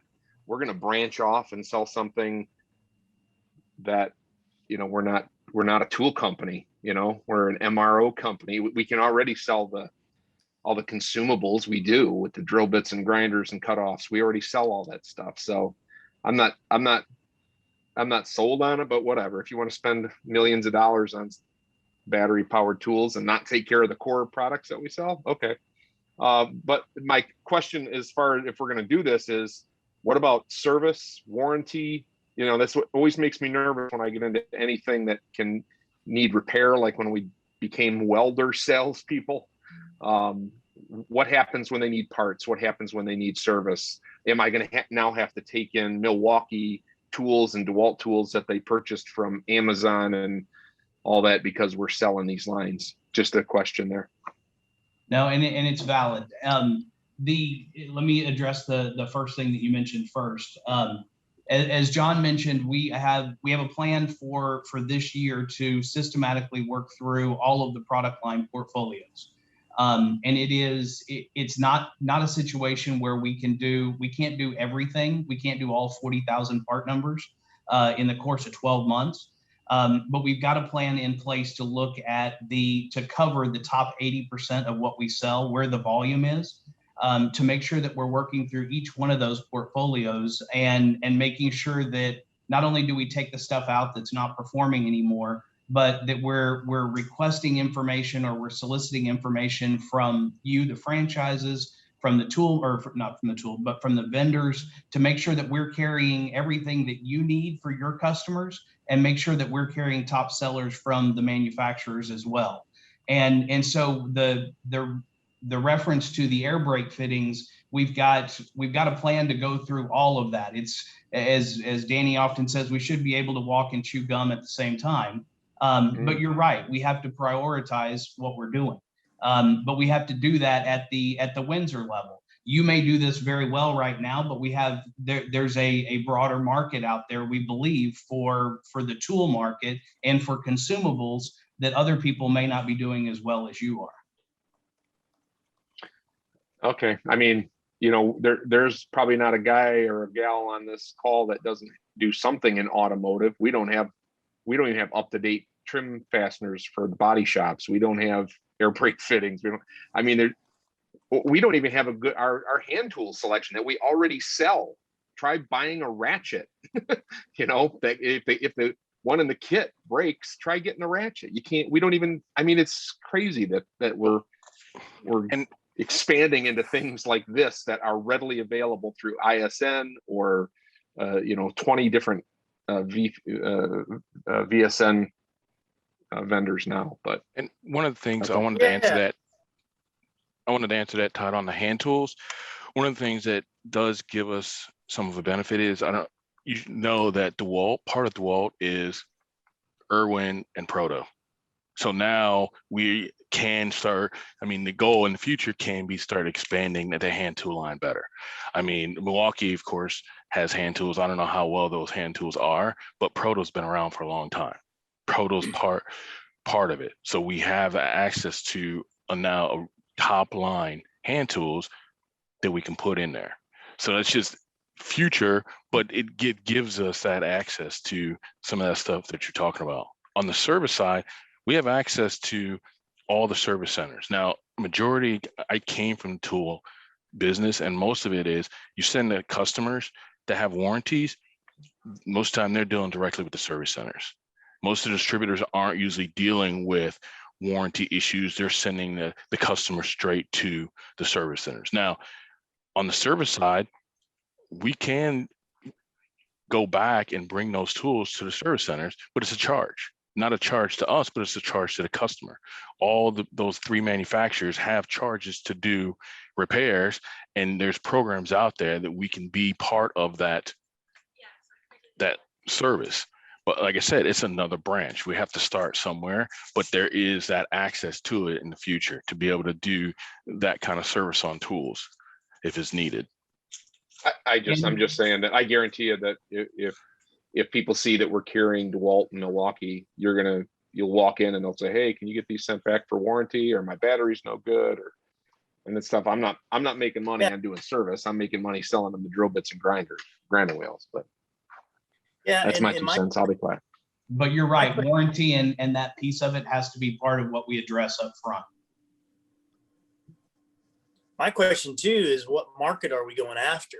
I mean, the guys buying tools are the mechanics in the shop. Most all of my customers, purchasing agents, shop foremen, they're not going to buy tools. Tools are for the individual. Tools are for the mechanics.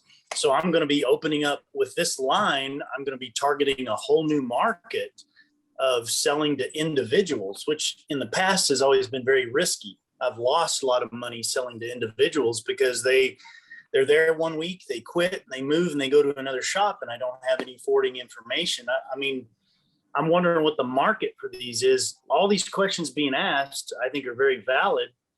I don't know who I'm going to sell it to because I don't really want to sell to an individual, and I'm not going to make money selling to an individual. I mean, the first thing that comes to mind for me is a large HVAC contractor that supplies these tools to all their employees. I mean, I got one that I do the small consumables to that we're more than competitive with the parts and stuff, like all the consumable stuff that we sell every day. And every one of their guys has a toolkit with all this stuff in it. I mean, just another avenue, and then they get the consumables on those. Eric, you've had your hand up. Yes, ma'am. When you talk about, I have some experience in selling tools for Winzer because years ago when I first started, we carried a brand out of Germany called Hazet. Some of you may have been familiar with it, and we sold a lot of that stuff. It was really high quality. We didn't have any problem, at least initially on, with warranty issues and stuff like that. But as more and more guys became tool salesmen and less consumable salesmen, they got to a certain point where Todd hit the nail on the head. That's all they became known as, tool salesmen. Their sales either leveled off, and I do believe it was right in the beginning of the franchise program that a couple of franchisees got terminated because they didn't want to stop becoming tool salesmen and go back into the consumables or build their consumables. So I had a question on, did this power tool program, was this a result of the FAC input from the first year? Number one. And number two is, I'm with Todd and a couple of the other fellows that had mentioned, most of these places that you deal with, even industrial, and I mentioned fracking, that's a individual tool. It's not a shop tool, and they're certainly not going to put guys out in the oil field even though they use them, they got to buy this stuff themselves. And I don't want to get into a point of, because those guys are price conscious. And when you show up after they haven't seen you and you're 5 miles away or 5 hours away from your office, and all they want you to do is exchange some batteries or something like that for them, that's not a winning proposition for building your sales. Since we're already selling, the consumables on that flyer really mean nothing to us, that we're already selling those things. So the initial question is, why are we going after individual tool sales unless you guys know something in a skinny market that we can approach that is going to say, okay, I'll take $50,000 worth of this with a lot of labor intensive effort to go after it. And number two, was this one of these ideas that came from last year's FAC? No, but air brake and lighting was from last year's FAC, and nothing's happened. Nothing's been done with that. That was my initial concern about joining this, was that, and I chatted with my sponsor about it in depth about it, is like, it's been in past franchise focus group meetings. You show up, you spend the usual half a day, and they write everything down important on an easel, and you go back, and it's kind of like everybody's had the sales manager that wipes the great idea down on the cocktail napkin. And then when you look over at him a half hour later, he's blowing his nose into it. You know, what happens to these ideas that we know we already have? We're already selling and billing, like John referenced. He can't track those. We're already doing it. We're telling you those. Just put them in the line and you'll make more money on it. But then again, something like this shows up and it's like, well, you know, I joined this program or this council to make an impact in terms of, well, what are we adding? Which is why early on with John, I pushed so hard for, you need to set something up where the input's coming from and it's agreed upon. And at that point, you can hold those guys accountable if they don't sell it. But for stuff like this, if this came from somebody in marketing said, you know, no offense, but like, hey, we already sell, we sell some Milwaukee power bits and the kits and stuff like that. And that's a great thing. But what is it? The King Tony tools or something like that, which if you sell that to your clients, shame on you. I always get tools when we get them. I get samples of them and use them around the house or something like that. And they're god awful, but not to digress, but stuff like this, if it doesn't come through this, are we going to be competing with someone in marketing to push new product forward and then have this, you know, show up? You guys tell me. Yeah, no, and I appreciate the input, Eric. No, this is actually, you know, we had an opportunity to get, as I said at the opening, we had an opportunity to get in with some of these power tools. Is it we as in the marketing department push out from? No, we as in we had a direct sell distributor to distributor that we just passed through. Todd saw that it came in through Saginaw, went out through Saginaw, someone passed the product. And so the question came up, if we can get, bulk pricing on this, would this make sense? And so that's why we brought it up in the, and I asked my products team to kind of, okay, put a slide together. Let's get it in front of the Franchise Advisory Council, ask them what they think. You're looking for it. I knew I anticipated some resistance because this is a product that doesn't have a lot of uniqueness to it.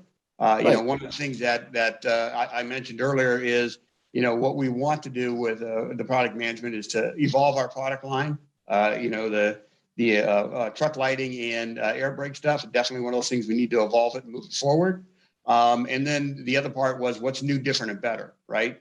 The general ideas was, would this help the franchisees sell more cutting tools and abrasives? Also, capture a little bit of sales on the tools. So what I'd ask Kelly is if you could go around and just do let's take a vote on it. If it's something we should, move forward on, or, we got bigger fish to fry. If you just go around and do a count, then we'll use that as what guidance of what direction we want to go. Can I just say something real quick because Sure. I started the complaint here?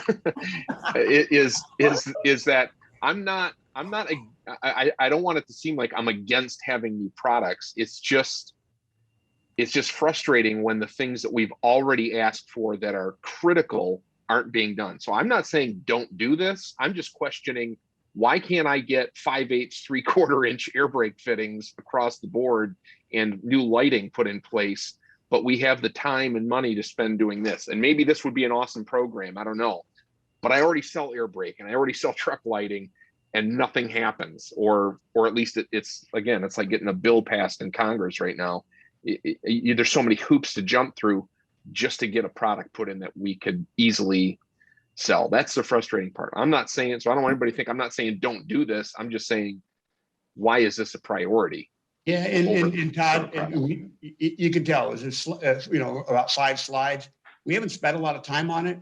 Like I said, this came to my attention a couple weeks ago and said this is a great opportunity to put it out there in front of the veterans in the field. To get their feedback on not only what we need to do, if it's a good idea, would it help drive additional consumable sales, or is there a need out there, or is there an opportunity out there? It doesn't mean that, and so we haven't put a lot of time and resources into looking at this. That was what we were looking towards, the Franchise Advisory Council to provide, is that, this would be worth the effort. As far as the 5/8 and 3/4, brake line stuff, those definitely need to be on top of our list. I mentioned earlier about, the evolution of our incandescent to LED. We're working on that, but we're not where we would like to be, and obviously not where you want us to be yet. So we're working on it. So, and something I wanted to answer with Eric, you were asking. We've actually already had a couple franchises that have called out and reached out, trying to go after the businesses, like Jonathan said. Some of those bigger HVAC companies, some of those government places. So that's one of the stuff that gained that interest is, like I said, some of these other franchisees are saying, look, we have these opportunities because we're already in here. We're already talking to the HVAC shop. John put up that slide, the statistic. I know we have less than 5 customers and less than 5 franchises, and we have to have some of those. But I don't know how much marketing dollars y'all are allocating to doing stuff like this. But if it's significant, I would ask that you at least take a look and maybe put this tool program, if you're going to put together that meeting here quickly, of FACs that want to join it and talk about what needs to be added quick, the new inventory, if you will, and include this with it, and just make that meeting somewhere over the next couple weeks and make it for a couple hours and not a half a day. Then I think it would give everybody a chance to do some homework, maybe even email you a list in advance, and you could look at the topics in, and we could all talk about this after having thought about it for a little bit before you go gung-ho with adding tools once again. And I don't know what we sell in terms of how it's categorized, but what franchise dollars are we doing now with the tool line that's in-house? Is that significant, insignificant? What is that doing? Right. So I agree with Eric. All right. So Kelly, when we go around, if we could get a poll, and if you can tell me, if you could add on to that, if you feel like there's some way that if you're not in favor of moving forward with it, if there's something that we could change about it that would make a difference. I think what Eric just said, and do whatever poll you want, but I'm just wondering if we wait to take this poll until we've had a chance to digest what you're doing here, and then have a separate meeting just to talk about the new product. Yeah, and just to chime in on what Eric said and what Todd followed up with, that was one of the things that we had mentioned a little bit earlier. We are going to go ahead and set up no later than Monday. We'll send out the invite, and that's a great call out, Eric. We do want to give you guys a good amount of advance notice. Is a week enough time for you to kind of think about? Because I do want to send this out and have it be fresh in everybody's mind. So we'll probably send it out on Monday. We're scheduled for the following week, and we'll kind of have a new product line review where we can all kind of sit down and talk about that, if that works for everybody. Eric, your hand is up. Yeah, my proposal stands is indicated. Yeah. Okay. Bruce, did you have a couple comments? Yeah. Didn't we send out a survey to all the franchises about tools? Yes, we did. What was the percentage that said yes? Colby, do you have some feedback on that? I did, and it was pretty high. And the main thing that they were talking about was other distributors. That was the main point that they were saying, is other distributors are the ones. Some of it was knowledge and being able to have some of the product knowledge, and a lot of it was those other distributors, because we put in there not the Home Depot and Lowe's, but the other distributors. And that's where we went back to the manufacturers to get the pricing that we need to get so we can be competitive with other distributors. And a lot of them agreed that, yes, we could sell these tools with the consumables. It made sense to be able to sell the tools and the consumables as a package. I always joke around with Kevin Hartman. I tell him I'm lazy because I don't like to have to do extra things. So like the VSN, I was doing Tool Web for a while. I was doing a lot of that stuff.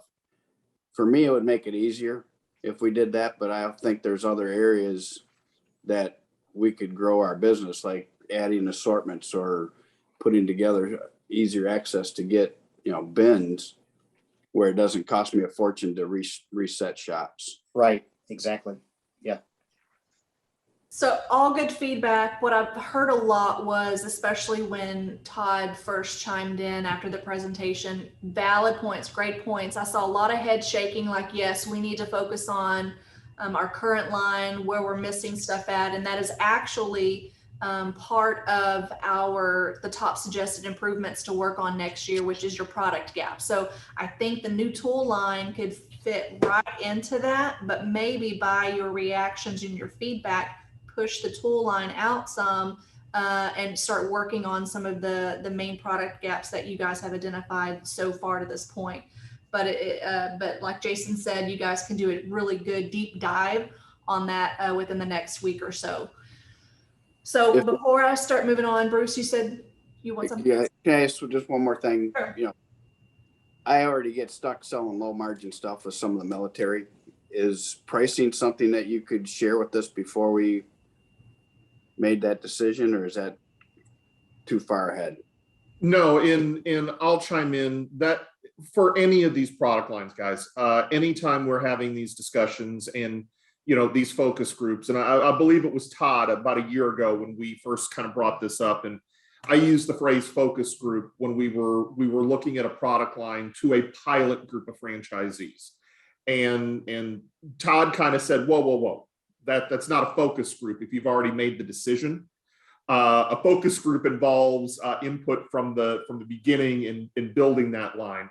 And so I've been very cautious over the last 12 months to separate what the difference between a pilot group and a focus group is. We need to do focus groups. We need to get focus feedback and say, does this make sense? How should we tailor this? Is this right? Is this wrong? And part of that, Bruce, is pricing, because this is a lot of work for everybody. And it's a lot of noise for you guys if we say, hey, look at this great new program, but you guys go, but I can't make any money on it. It doesn't make sense. The pricing isn't right. So we need to answer that question before we get too far down the rabbit hole. Rose, do you have a question? Well, no, I just want to make a comment. You all know I came from Worth, and the last, oh my gosh, they dove into tools big time, and just put hammer on everybody to sell tools. I can say I remember when I did not deal much with automotive in my second go around with Worth. So everybody knows it's out in the field. You know, you've got your tool guys, you got your Mac and Snap-on guys, and those guys are willing to let the techs pay as they go, you know, $50 here, $50 there, whatever, make payments on their tools. So there are some places where, yes, the company will buy tools for some of their employees, but a lot they don't. I think it's awesome that we're trying to do different things, but I have to say it just didn't work out well. And I think we need to kind of stay in our lane. And like some of the other guys were saying that, you know, focus on what we have and what we're good at and dial into that and really expand that line and move outward. I don't, you know, because I mean, just a while ago, John was talking about all the SKUs that we have, and it's like, I don't know. I hope I'm not babbling. I don't want to offend anybody. I really don't hope I did not by saying that, but that's what I had to say. There's no offensive here. No.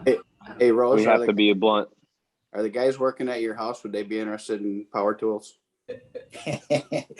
Yeah, can I get a payment plan? Yeah, let's do a quick market survey with Rose's contractors. No, but I mean, seriously. And then, you know, and again, and I can't remember who, I think it was Todd that was talking about, and truthfully, I mean, stuff that happens with the tool, then they come to you, this is a piece of shit, what you know, I've heard it all. And then, and usually when people screw up with their, okay, I'm not a tool person. I'm all about cosmetics. I'll be straight up. But let me just tell you, you know, when a tool doesn't work properly or they think it's a piece of crap, it just gives a bad, right. Puts you in a bad light. I mean, they're gonna look at you. What other piece of crap do you have to sell? They'll back off the I don't know. consumables at that point. If the tool was, especially if it's a new account, and the tool was your lead, they'll back off those consumables in a heartbeat.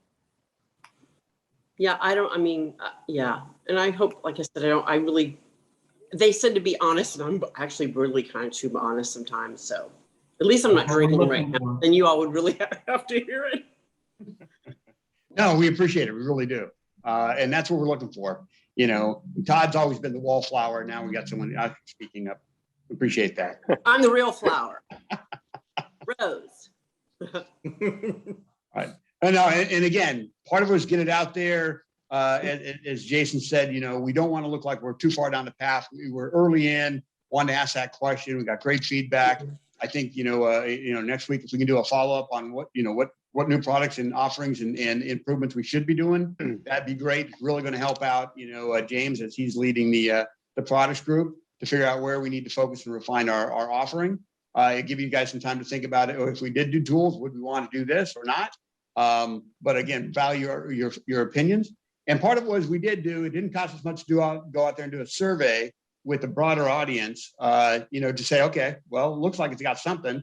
And that's why we brought it to the Franchise Advisory Council, because we had gotten some feedback that there was a level of interest out there.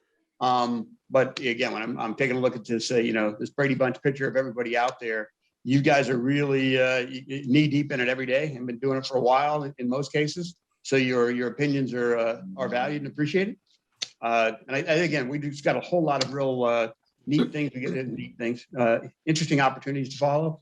And so again, appreciate your feedback. Kelly, yeah, if we want to just do kind of a survey, say Monday or whatever, give everybody kind of time to think about it and put their thoughts together and take a poll. And then we'll use that as we move forward to the next, more focused meeting on new products and offerings. Sounds good. All right. Right. Thank you, Thank you very much. Thank you, James and Colby. Appreciate you joining us. Thanks everybody for letting us have some time. Thanks, guys. Yeah, you're welcome. Thank you. So I'm jumping around the schedule just a bit because I think the next topic that we need to cover will flow perfectly with the discussion we just had.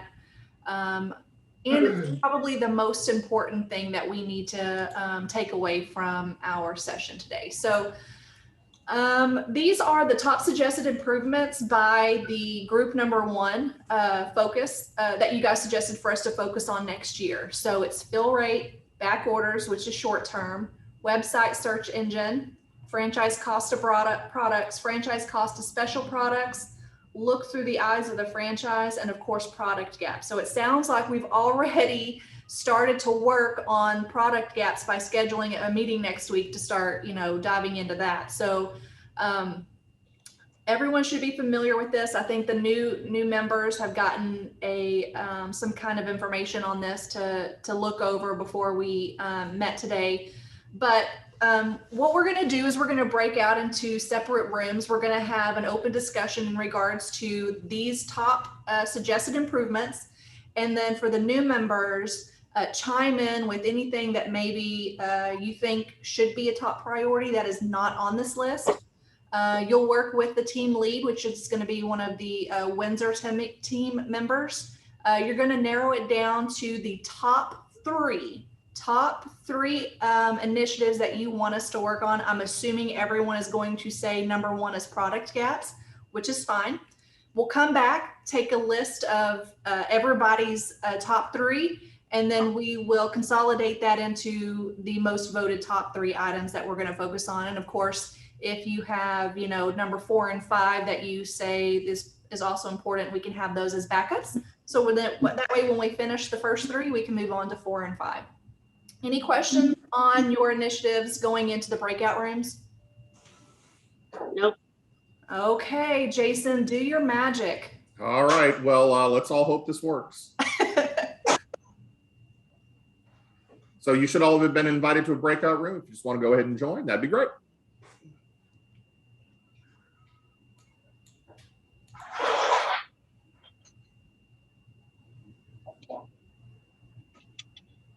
Jason, how are we invited through? It's through Zoom. It should have had you should have been. Where do I did not.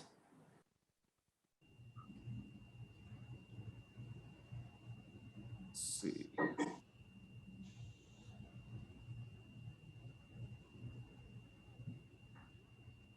I still have everybody on the screen, basically. Oh. Well, I have 10. Yes, I'm in 10, a group of 10 people. Is that right? I think splitting everybody out. I've got half the people that have joined and half the people that have not. Now I'm down to 9.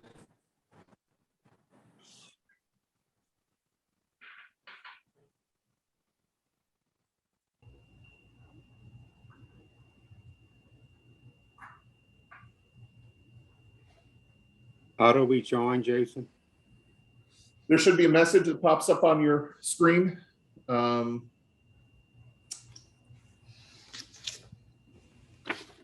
did not either. So it was like Ed doesn't get it, Eric didn't get it, Cal didn't get it. I can take this group. I can take this group, Jason. Yep. All right. We'll go ahead. We have a little bit extra counts in here, but that's okay. Everybody have their initiatives, or do I need to? You're muted, Jamie. You threw me in a room all by myself. Did I do Well, something wrong? for some reason, all of your teammates have jumped elsewhere, or not jumped elsewhere, but didn't know how to join. So what I'm going to do is I'm going to go ahead and throw you into a different room with some more folks in, Okay. and that way we can do that. So I thought I was in trouble.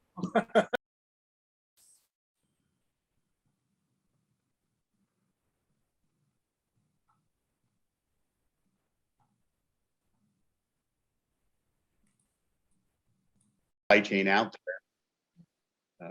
When I started taking a look at the supply chain out there, there's a significant global disruption. Anyway, I can go into that in great detail. But if we look at fill rates, back orders, web search engine, franchise cost, special products, and then product gaps, when we go around, what is that, Jonathan? When you're looking at those, what do you think are the top three?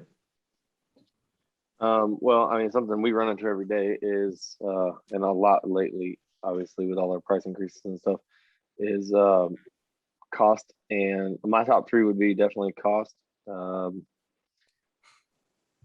was the last one on the list? Well, we got franchise cost of products and franchise cost of special products. No, franchise cost of regular products. Okay. And then what was the last one? There's web search engine, back orders, fill rate, and product gaps. Product gaps. I sell a lot of brass, and it's all bill only. First of all, they want specific brands, which we have a very small amount. Like actually, Drink list, I guess my point is, I think I'm just maybe suggesting, like, I don't know if it'd be something we can share with everybody to like, am I making sense? And so you don't have to tell the customer, no, we don't have it, but I'm probably babbling like I always do. Todd, say something. You make me feel better. I'm not sure what you mean. Like, as far as knowing that it's like an alternative, like have it make a suggestion for an alternative. Right. Piece? Like, but I guess what I'm saying, if I already know, I look at my customer's purchase history and I can see on that purchase history, what's on back order and go, okay, what do I need to be prepared for when I walk in the door? If John says, hey, I need 500 blue butt connectors, and I already know they're on back order, I can say, hey, you know what? The ones you normally purchase are on back order right now, but here's an alternative. Here, can you, instead of the nylon, get the vinyl? I'm just trying to think of ways to go around that. Instead of, yeah, I mean, that would ideally, you're right, that would be really good. I just don't know that. I think at this juncture of Peppery and the ERP system, Oracle, I doubt that something like that would be very high up the food chain. There's so many things that they need to. Right. But that's a good idea. It certainly is to share with other franchises. I'm just thinking that direction, because I don't know. I always prepare for my sales call, like the night before, what I'm going to be doing, or in the car before I get out of the car. I'm like, okay, let me go through this guy's profile, go through some things. What do I want to introduce? And try to get, because we've all done it where you talk about something and they want it and you look and go, oh, we don't have any, sorry. And then, so I try to prevent that, is what I'm getting at. Yeah, I mean, that's just good preparation, I guess. I would probably just look up in the catalog and, in the short term, just to see what the alternative would be. But so, I mean, we started with ETAs, we are looking at what additional information we can provide as far as root cause, or if there's a substitute. To Todd's point, current system behind Peppery doesn't really support that venture to any extent.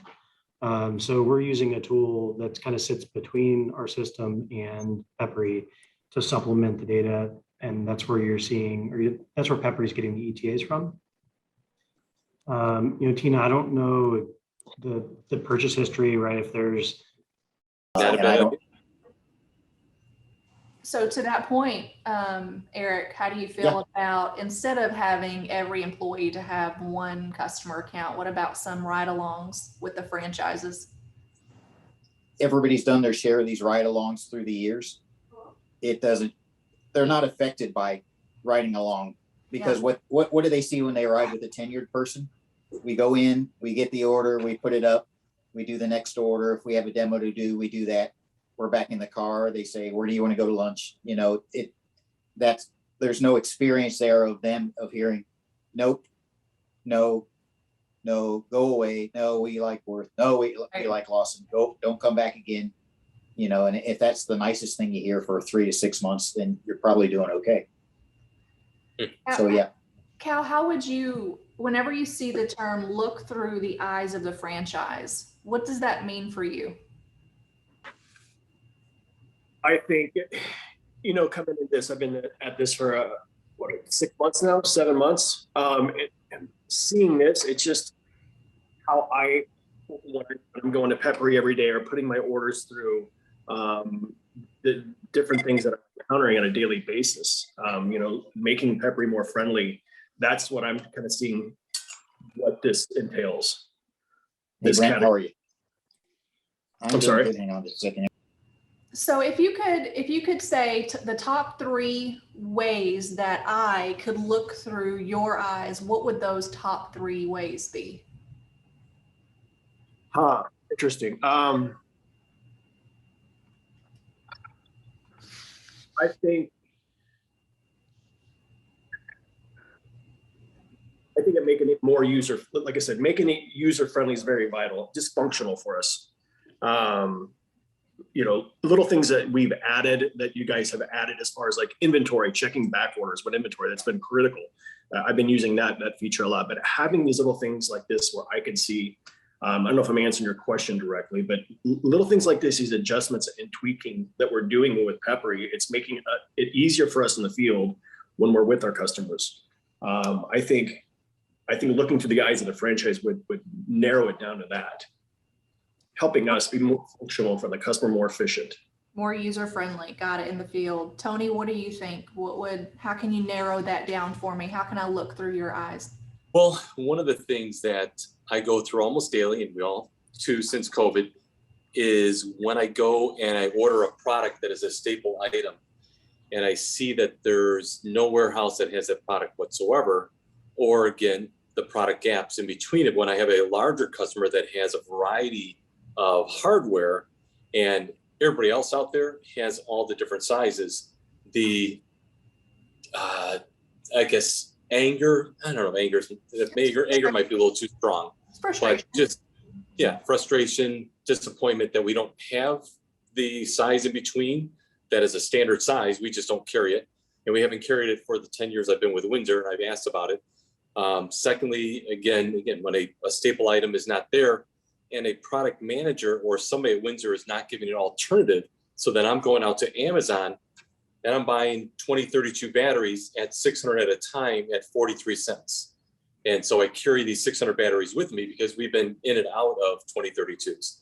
So that's the part, I guess, that when I talk about from a franchise eyes, to see that when somebody inside of Winzer isn't looking for every single possibility to fill these gaps, that's would be the definition for me of looking through the eyes of a franchise. Be more proactive. Absolutely. Yep. Anticipate things that are going on.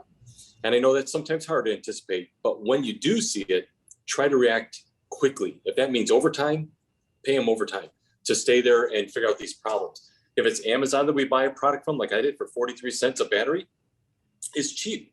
So I'm selling them for $1.24 a piece, but I bought 600 off of Amazon. Great. Twin oxide. We used to sell twin oxide. We got rid of it because I know things were changing. I just bought 4 gallons of twin oxide from a vendor off of Amazon at $35 a gallon plus $9 shipping, but I'm selling it for $74.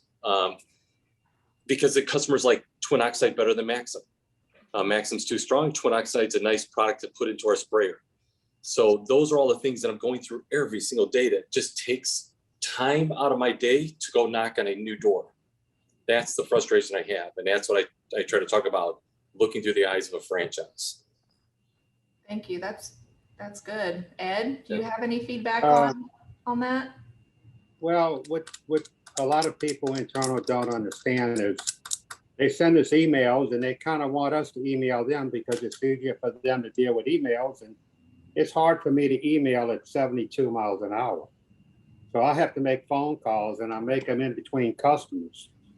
And I try to see 6 to 12 to 15 customers a day, and I don't have a lot of time for that.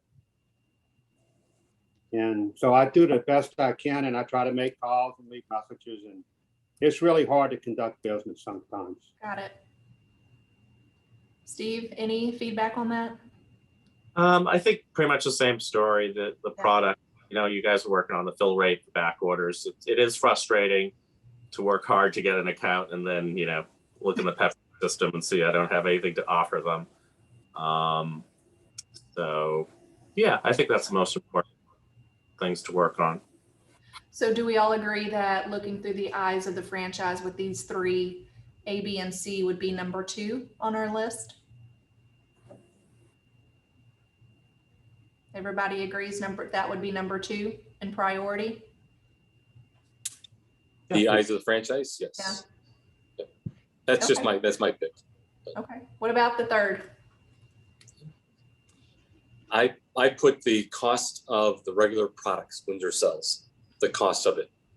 It just seems like some things are just out of whack, and there's some type of program that we're not running to check us between other people. If my customer go to Amazon, and I do check gloves and everything else on Amazon, and sometimes we're right with Amazon on some products we're selling on it, because I have customers that search Amazon.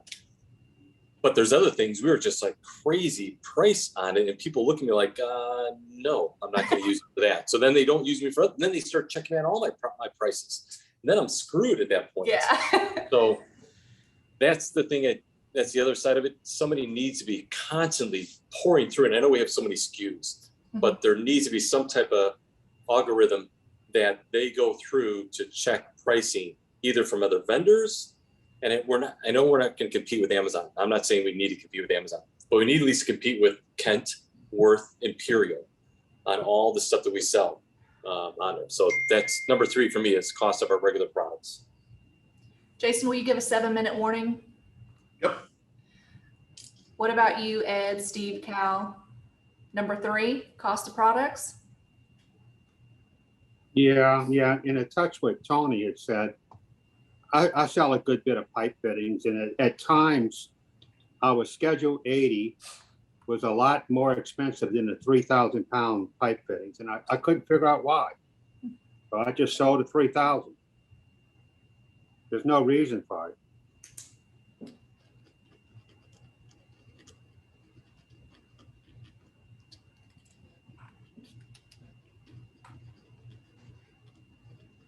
Okay. So since we have a couple more minutes, what do we think would be number 4 and number 5? I mean, obviously we're making some great strides on the back order, so I don't know if we need to even put that on our list right now. Steve, to your point, should we throw on the website? Yeah, I mean, it's really nice to have the website working for you while you're out on the road. Yeah. Getting other customers.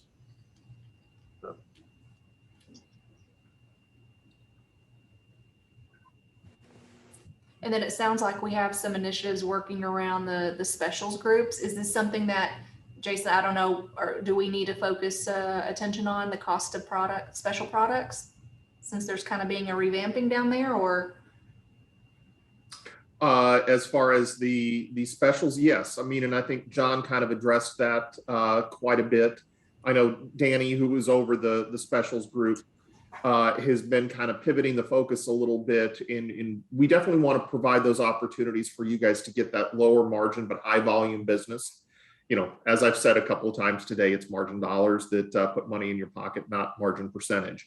And so if we can, you know, refocus some of our resources here internally to helping you get that business, then that's definitely something we think, you know, would help everybody out in the long term. So, you know, one of the challenges with specials, and this is one of the things we thought is, you know, if you're buying a small batch of a product, you know, you're not hitting a bulk quantity, you're not hitting anything like that, the price is going to be expensive. And today, quite frankly, we do have more opportunities for somebody to go out there and buy something online. So that's where being hyper competitive on a special order item that's a small quantity is going to be more and more difficult. So we do need to kind of pivot a little bit there. Yeah. So I've been in both businesses, you know, selling commodities, and then what I like about Winzer is that we have private label superior products that we can make a little bit more money on, you know, such as our poly lubes and optical, things like that. And I think the clients are willing to pay, at least the ones I seek out, the clients that are willing to pay a little extra for, you know, perceived quality. So absolutely. And you know, and that's one of the things that you know, I hope you continue and always hear from us is, you know, I can justify you know, putting out a product that's more expensive but high quality. I can justify that cost for a high quality premium product a lot easier than I can justify selling a low quality economy product, but it's just at a price point.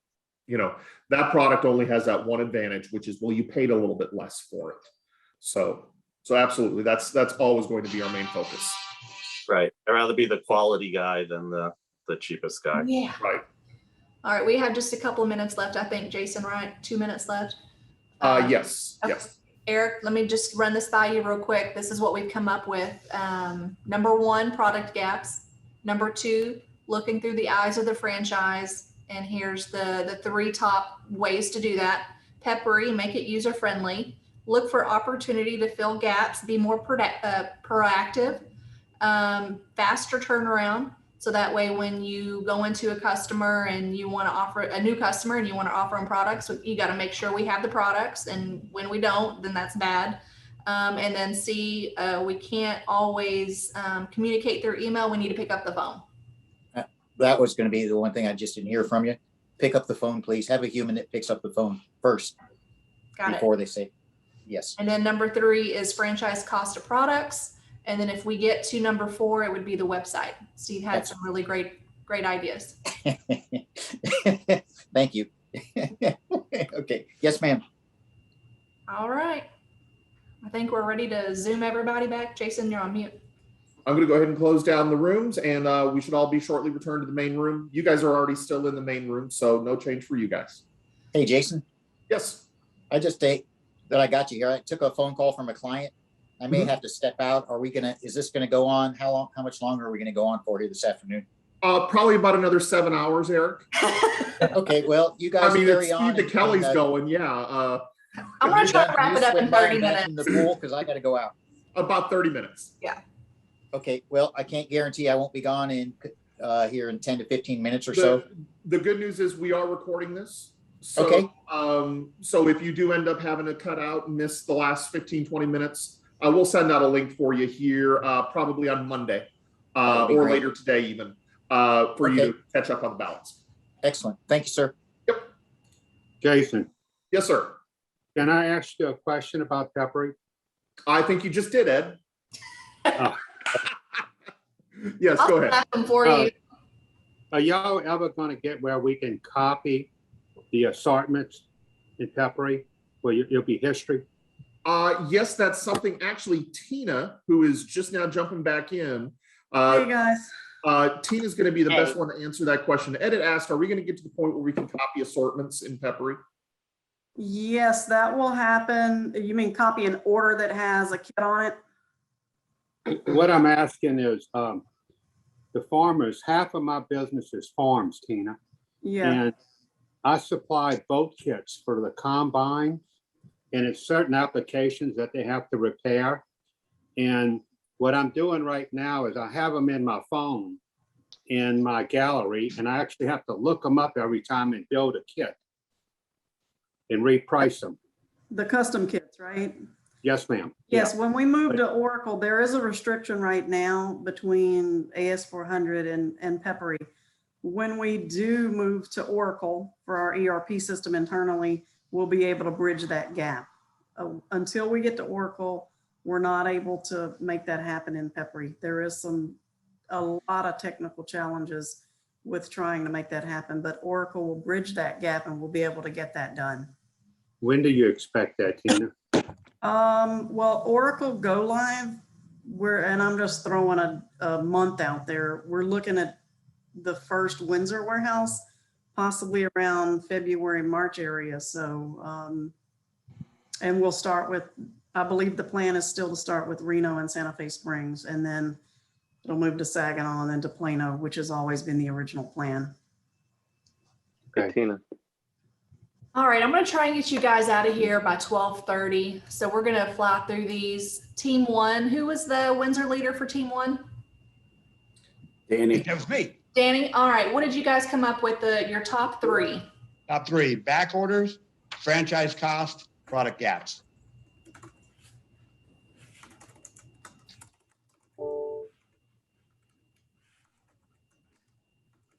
I'm surprised Not product in, didn't go number 1.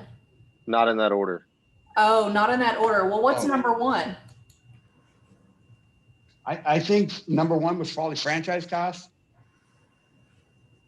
Gosh, there's so much exciting conversation. Back order is obviously a concern, franchise cost and product gaps. John, were you on his team? Do you know what was number 1? Franchise cost was number 1. Yeah, cost of goods. Product gaps is number 2. Yeah. And then back orders and fill rate, we basically said we're the same thing. All right. Back orders need to get back to 99.6. Yeah. Team 2? Tina, did you have a team? I got booted out of my team. I ended up joining Ed and Pam, but all right. Our team, the number 1, we did the same thing. We felt like back order and fill rate were one category. That's number 1. Number 2 was the product gaps. And then number 3 was the franchise cost of goods. Yeah, I think Rose had the point that we wanted to add to the product gaps. There was also potentially rationalization or getting rid of some of the duplicate products. All right.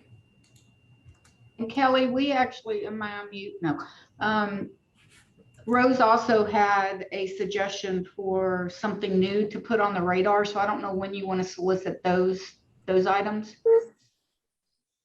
Go ahead. Maybe having some sort of a mentoring program for new franchises, a support system with other franchises to help, point of contacts for them to go to, maybe early introductions when a new franchise comes in. Here's Bruce's phone number, here's Todd's phone number, not necessarily those two all the time, but depending on their line of business, where they could go to get the best franchise perspective support. Yeah. And some of that, just to everybody's point, for the new franchisees coming in, should be provided by Rick and Lou, to where if they can't provide that initial feedback, can definitely do that kind of matchmaking process. So, because the last thing we want to do is basically give everybody Bruce's name, and Bruce now gets 70 phone calls a day. You're right. Well, and I want to make clear real quick when I mentioned that it's not that I didn't feel like I wasn't getting any support. I'm getting awesome support. I'm just saying maybe there's some questions that I would. I don't want. I hope I didn't make it sound like Lou wasn't doing his job. That's not it at all. Not at all. Not at all. Okay. All right. I just want to be clear with that because that's not it. That's exactly how I took it. No, and Rose, we do want to make sure that if you do have specific questions, about a topic Call you. more directed to the person that can best answer those. And in many cases, that will be, I certainly hope, will be another franchise, because they are walking the walk and talking the talk. And so we just want to make sure that we get you in touch with the best person. Oh yeah. Info. Thank you. All right, team 3. Pam, I don't think there was a team 3. I think. Yeah, we lost. We ended up losing a team. So okay, so then yeah, because I had a few extras in my group. So we came up with product gaps. Then eyes of the franchise, and we broke that down into 3 specific areas. Peppery being more user friendly, and I'll make notes of all of this too. B, look for opportunity to fill in the gaps. So be more proactive, faster turnaround, kind of looking ahead to see, okay, we're running low on this, make sure we have this in stock, no stock outs. And then C, look through the eyes of the franchise to know that they can't always communicate virtually. Pick up the phone, just give them a call. We need to be better about picking up the phone instead of emailing. And then number 3 was our website. And we will be pivoting off of Steve. He had some really great ideas in regards to improving the website. And just so everybody knows, we are in the process right now of a full website overhaul. And that's going to be coming in the coming months, but it is kind of tied a little bit to the Oracle system.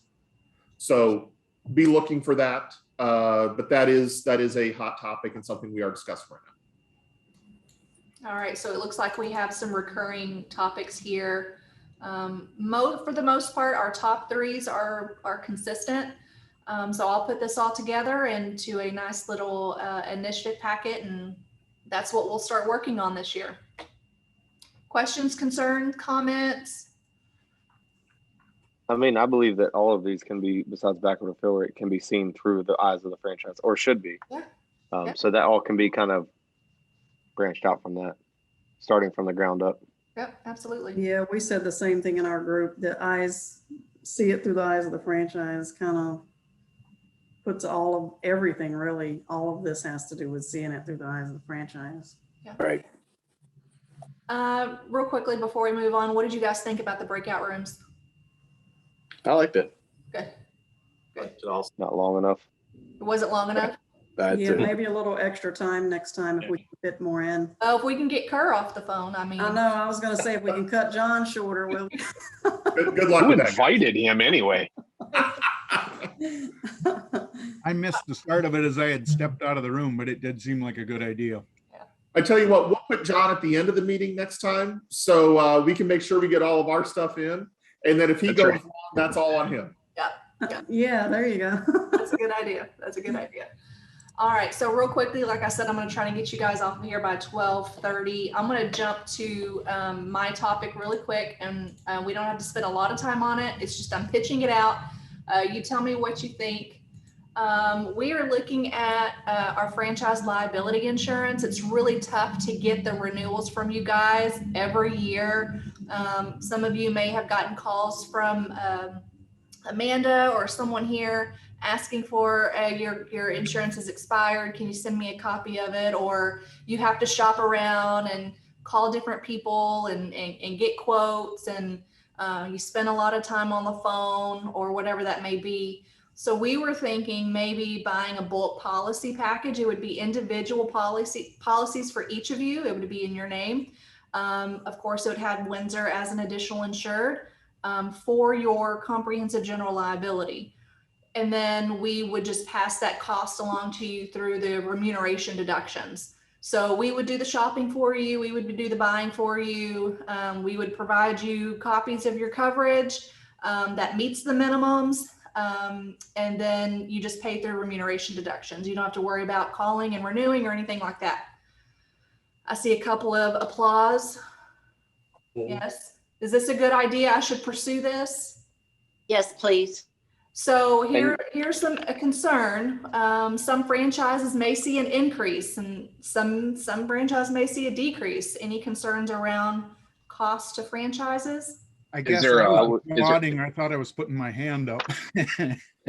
My question is, so would that be a mandatory thing? Is it an all or nothing? I mean, I've always carried my own insurance for 30 years and I have a feeling I would probably be one of those guys that would see an increase. So Yeah. Yeah, can you me opt too. out of corporate if it's not a better deal for you? Right. Yeah. Unfortunately, you could opt out on it. It would make a little bit, more work for you, a little bit more work on our end as well, because now we have to maintain that communication between us to make sure you're renewing and you're giving us copies and all of that. Absolutely, you can opt out, but the point is to make this appealing for the franchise, so that way you don't have to do that busy work. I mean, realistically, you guys should be able to get a better rate than we do with the volume, but Right. I obviously don't want to see my costs go up on anything, and Of that's course. my costs that I can't control, all my different insurances and my road expenses, those types of things. I'm Yeah, always trying to minimize those as well. So we would not be able to cover your auto. no, and I'm not saying you are. I'm just saying Yeah. those are the types of would- expenses that I'm never going to intentionally take an increase because there are things I can't control, like cost of product and those things. So if I can save some money on insurance, I'll do it, whether it's through you or through myself. Sure. Kelly, Yes. this is one of those things that look from the franchise down. So I wouldn't spend hundreds of hours on on this situation unless I literally just got my renewal right here. So I mean, it's $208 a year. So Is that similar? Is everyone paying similar 208, $300 a year? Mine's 300. 300? Yeah, I think I'm around 300. I've had the same for the last 4 or 5 years. It has never gone up, which is crazy in the insurance world, but it's right here. That just general liability you guys are paying $200 and $300 for? Yep. Yeah, well, it covers us, and I'm paying $700 a year. So yeah, He knows a guy. Yeah. Well, you also have to make sure that you're comparing apples to apples on Correct. the insurance policy. So it depends on what your deductibles are and what your overall coverage is. Windsor has requirements that you have to meet, so you have to be real careful when you're out shopping your insurance that you're meeting the minimums that Windsor has out. I know whenever I was kind of managing this whole thing that we had a couple of individuals who could write policies for Windsor franchises, and they were coming in around $500 to $600 to $700. So yeah, I agree. Mine was more. Mine was up there. So you got to make close to sure, Jonathan, when $800 you're or more. looking at the the $200 to $300 policies, that you're actually meeting the requirements that are set forth with the limits. And you may be. I took the requirements from you guys and took it to my insurance guy, and that's what we wrote. Perfect. Yeah. Rose, That's 4 years ago.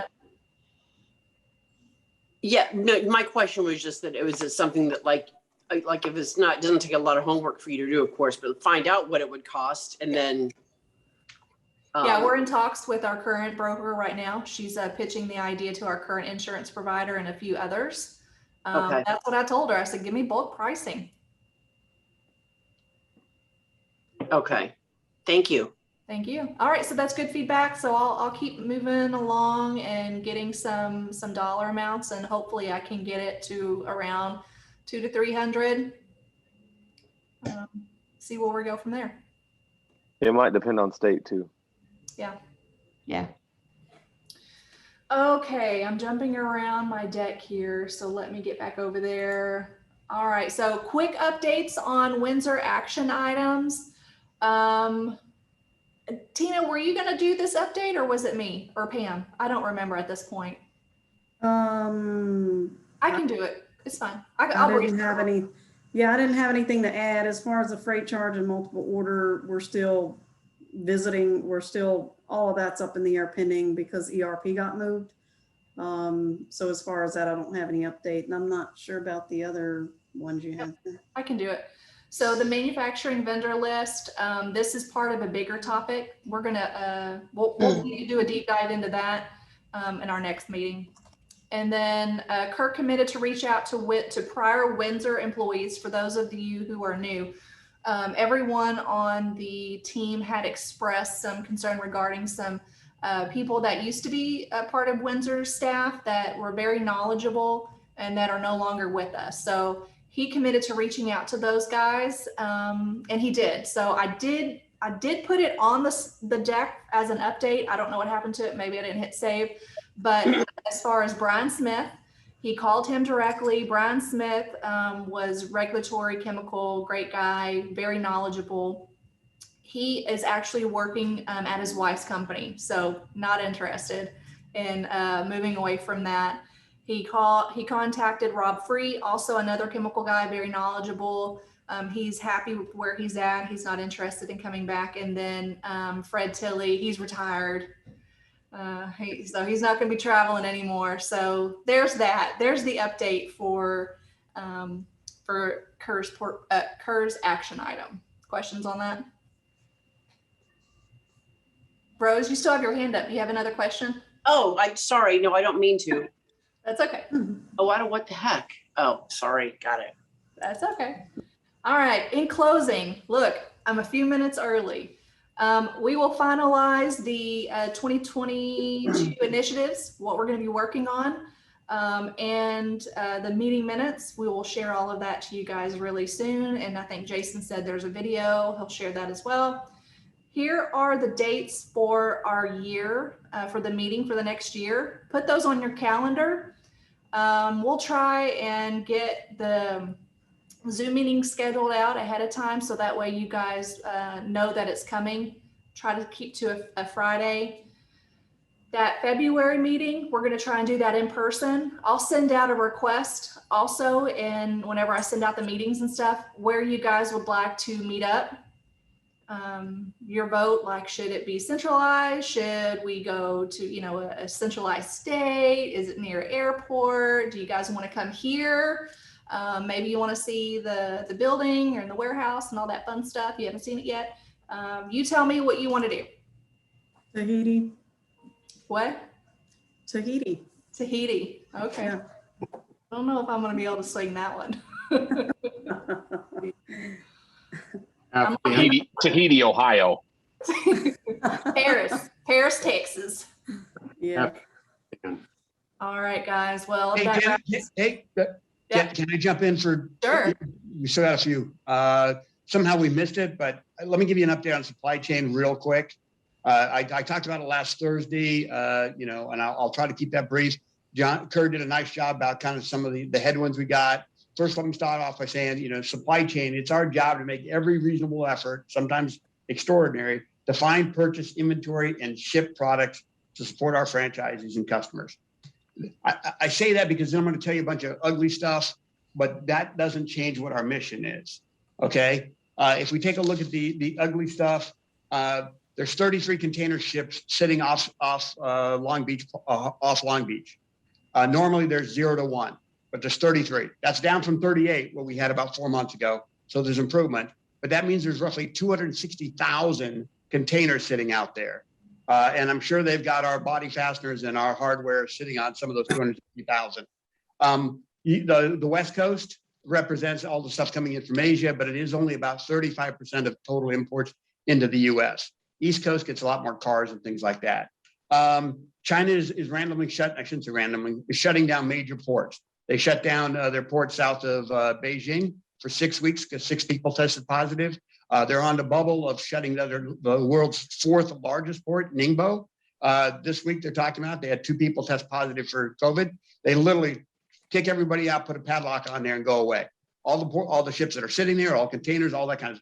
It's a little bit of a crapshoot because you're not sure how you're going to get impacted. But that bubble then rolls to the West Coast.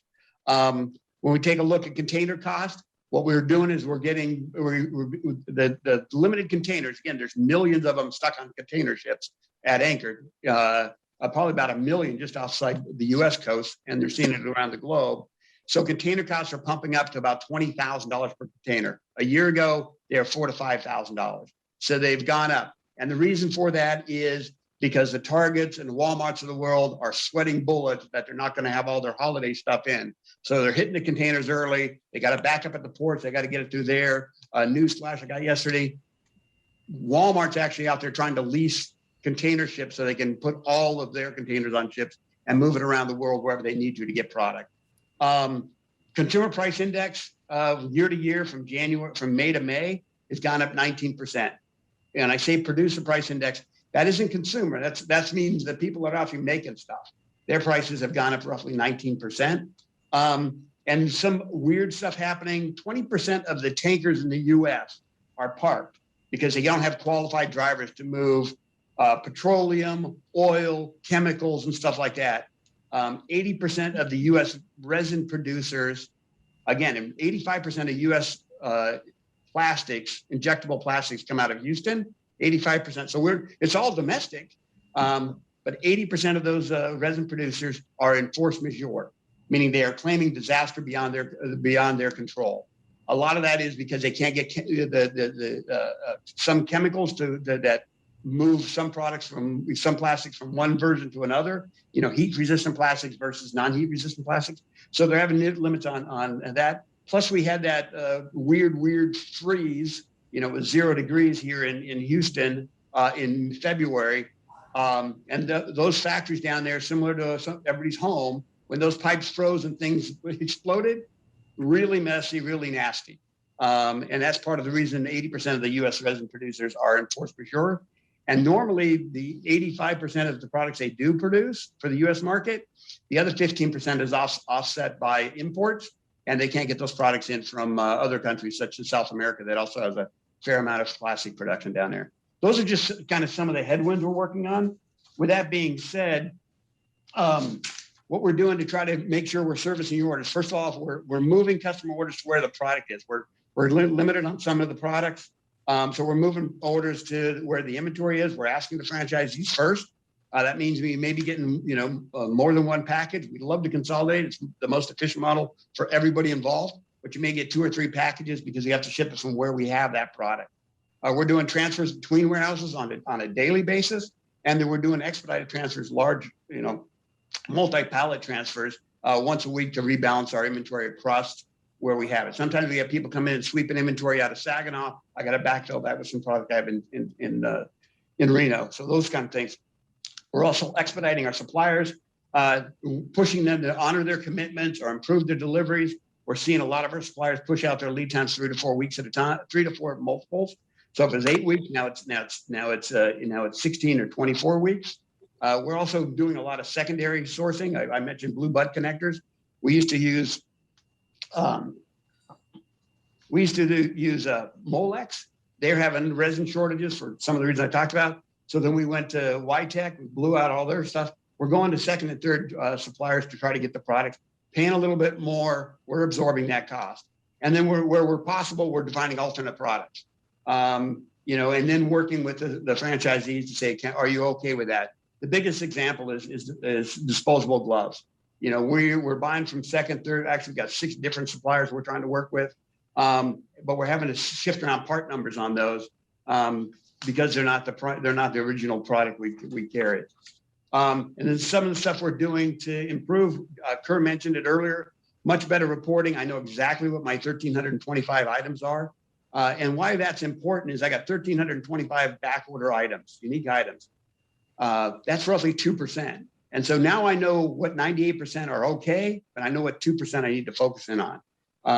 So that's where that reporting's helping us out and driving our focus. Each buyer has somewhere between 8,000 and 9,000 products they're buying. So that helps them get focused on the 2% that they need to push their suppliers on.